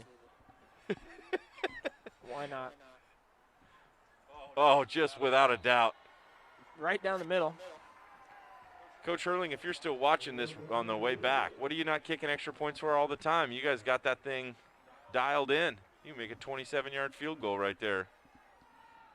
57-12. Seton Catholic, again, we're going to get to running clock now with the score up over 40 points. So if the Trappers are going to try and get one more touchdown of their own, they're going to have to do it working against the clock. The clock will only stop here, and then if there's an injury or a turnover on downs of some kind. So this last 4 minutes is probably going to fly, we're going to do announcement 6. All right, let's take a look at our broadcast schedule. We have one more football broadcast this season. Next Saturday, March 27th, the Skyview Storm are back in action against Mountain View at 1 p.m. You can watch all of our broadcasts on the district's social media plus Comcast channel 328. We were talking leading into this broadcast about how Skyview's, really been rolling. Mountain View, they played Union tough for a little while and then ended up losing, by a pretty big margin. But Mountain View's 3-1, Skyview's undefeated. Mountain View's just one of those programs that even if they're, maybe on a little bit of a down year, they're just, Coach Matheson does such a good job. They've got such a great staff there that I'm sure that they're gonna be ready for that game, and Skyview might end up pulling away and winning late and winning by a bigger margin. But I guarantee you Mountain View's gonna make that thing competitive early. Kumar with one last chance here. Make something happen. A nice return. He's picked up some good return yards tonight for the senior, number 10. Again, the clock is going to run, so Fort Vancouver maybe try and get moving a little bit, get those guys out there. Interesting to see if they try and get Nico a few more touches. See if he can break one more. Add a little bit to his highlight tape. Would be nice to just pick up a couple first downs here and just either get down and score or, you know, keep the ball to the very end and continue to rack up yards, but we're getting slow to get set up here. We've about 35 seconds have already come off. 2 tight ends right, 2 tight ends left, stack position, and number 5 there in the backfield with number 3. Shotgun snap. And the pressure still just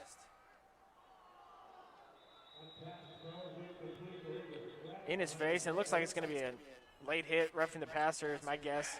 Yeah, I do appreciate the official just throwing a flag. Oh. Okay, yeah, so just it's just not necessary. And it's low too, you know.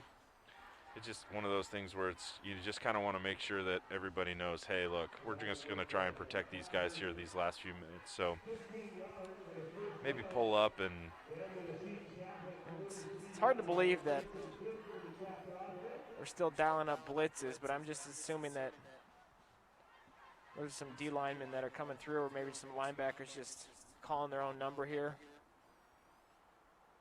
Because it looks like you do have some of their couple of their backups in. Calerme's now the linebacker position. Number 10, Ow's at the linebacker position. I mean, they're certainly right all up on there on the line, and it looks like they're coming again. And it's a good run by Leafowl, picks up 4. And maybe that's, you know, maybe that's their base defense. Is bring 6. You know, 3-man front and bring ball all 3 linebackers, and you know it's been effective. It's been effective tonight. So good job by number 5 running through contact there and picking up a few yards. Under 2 minutes now. Fort's been taking shots all night. You would think that getting down here, let's take a couple more shots and see if we can make something happen and get in the end zone.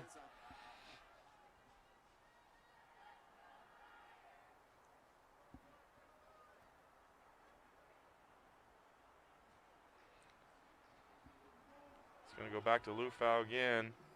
Nothing doing this time, and Trappers are going to have to get going here quick if they want to get a shot.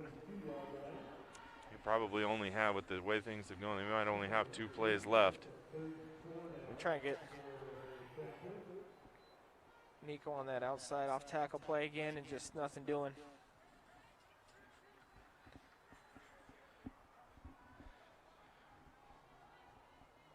Yeah, this is about the slowest they've been in between plays, and it's, you know, a little bit surprising as the clock winds down, but 45 seconds, and Sitkovich is about to take the snap here. 2 wide receivers stacked to the right, 1 to the left. Fullback to the right, and we got... that penalty is actually going to hurt Fort Vancouver because the clock's just going to keep running. They might not get another play now. They're going to have to be up on the line, ready to go. If you're Bilodeau, call that timeout and chuck one up. It's going to be a race against the clock here. See if they're going to be able to get this last play off. Oh, and that's not going to be how you want to end the season. It ends with a sit down on miscommunication and trying to get one last playoff, but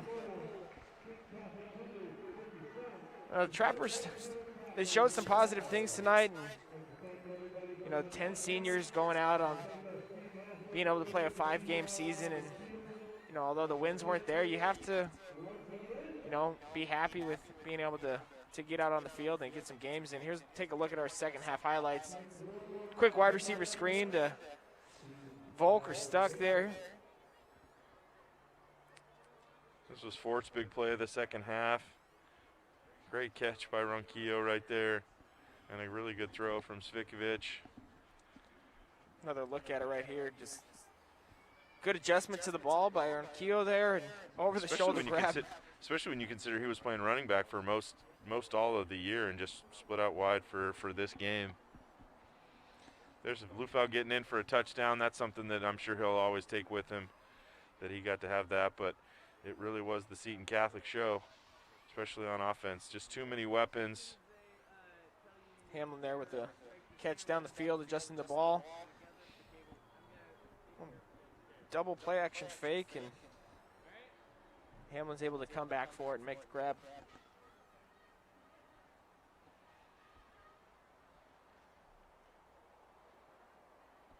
One more time. Looked like he was short. They gave him a touchdown on that play. And there's the hold right there. Even though this turns into a touchdown, that's a unfortunate miss right there at the hold, and Seton's able to get in for the final touchdown in the game to make it 57-12 as we wrap up the 2020 into 21 football season. Coach, it's been fun. I appreciate you doing this with me. Obviously, for both teams, it's time to regroup and move forward, and both, new head coaches are on to the next thing, and like you mentioned, both of them are gonna, are excited about the jobs that they have. They realize that they're in year one of what they hope to be a long stint as the head coach and where they're at. So we appreciate you guys sticking around and tuning into tonight's game. Final score was Seton Catholic 57, Fort Vancouver 12. I'm Owen Frazier for my broadcast partner, Ty Stanley. We wish everybody a good night, and we hope to see you back next season.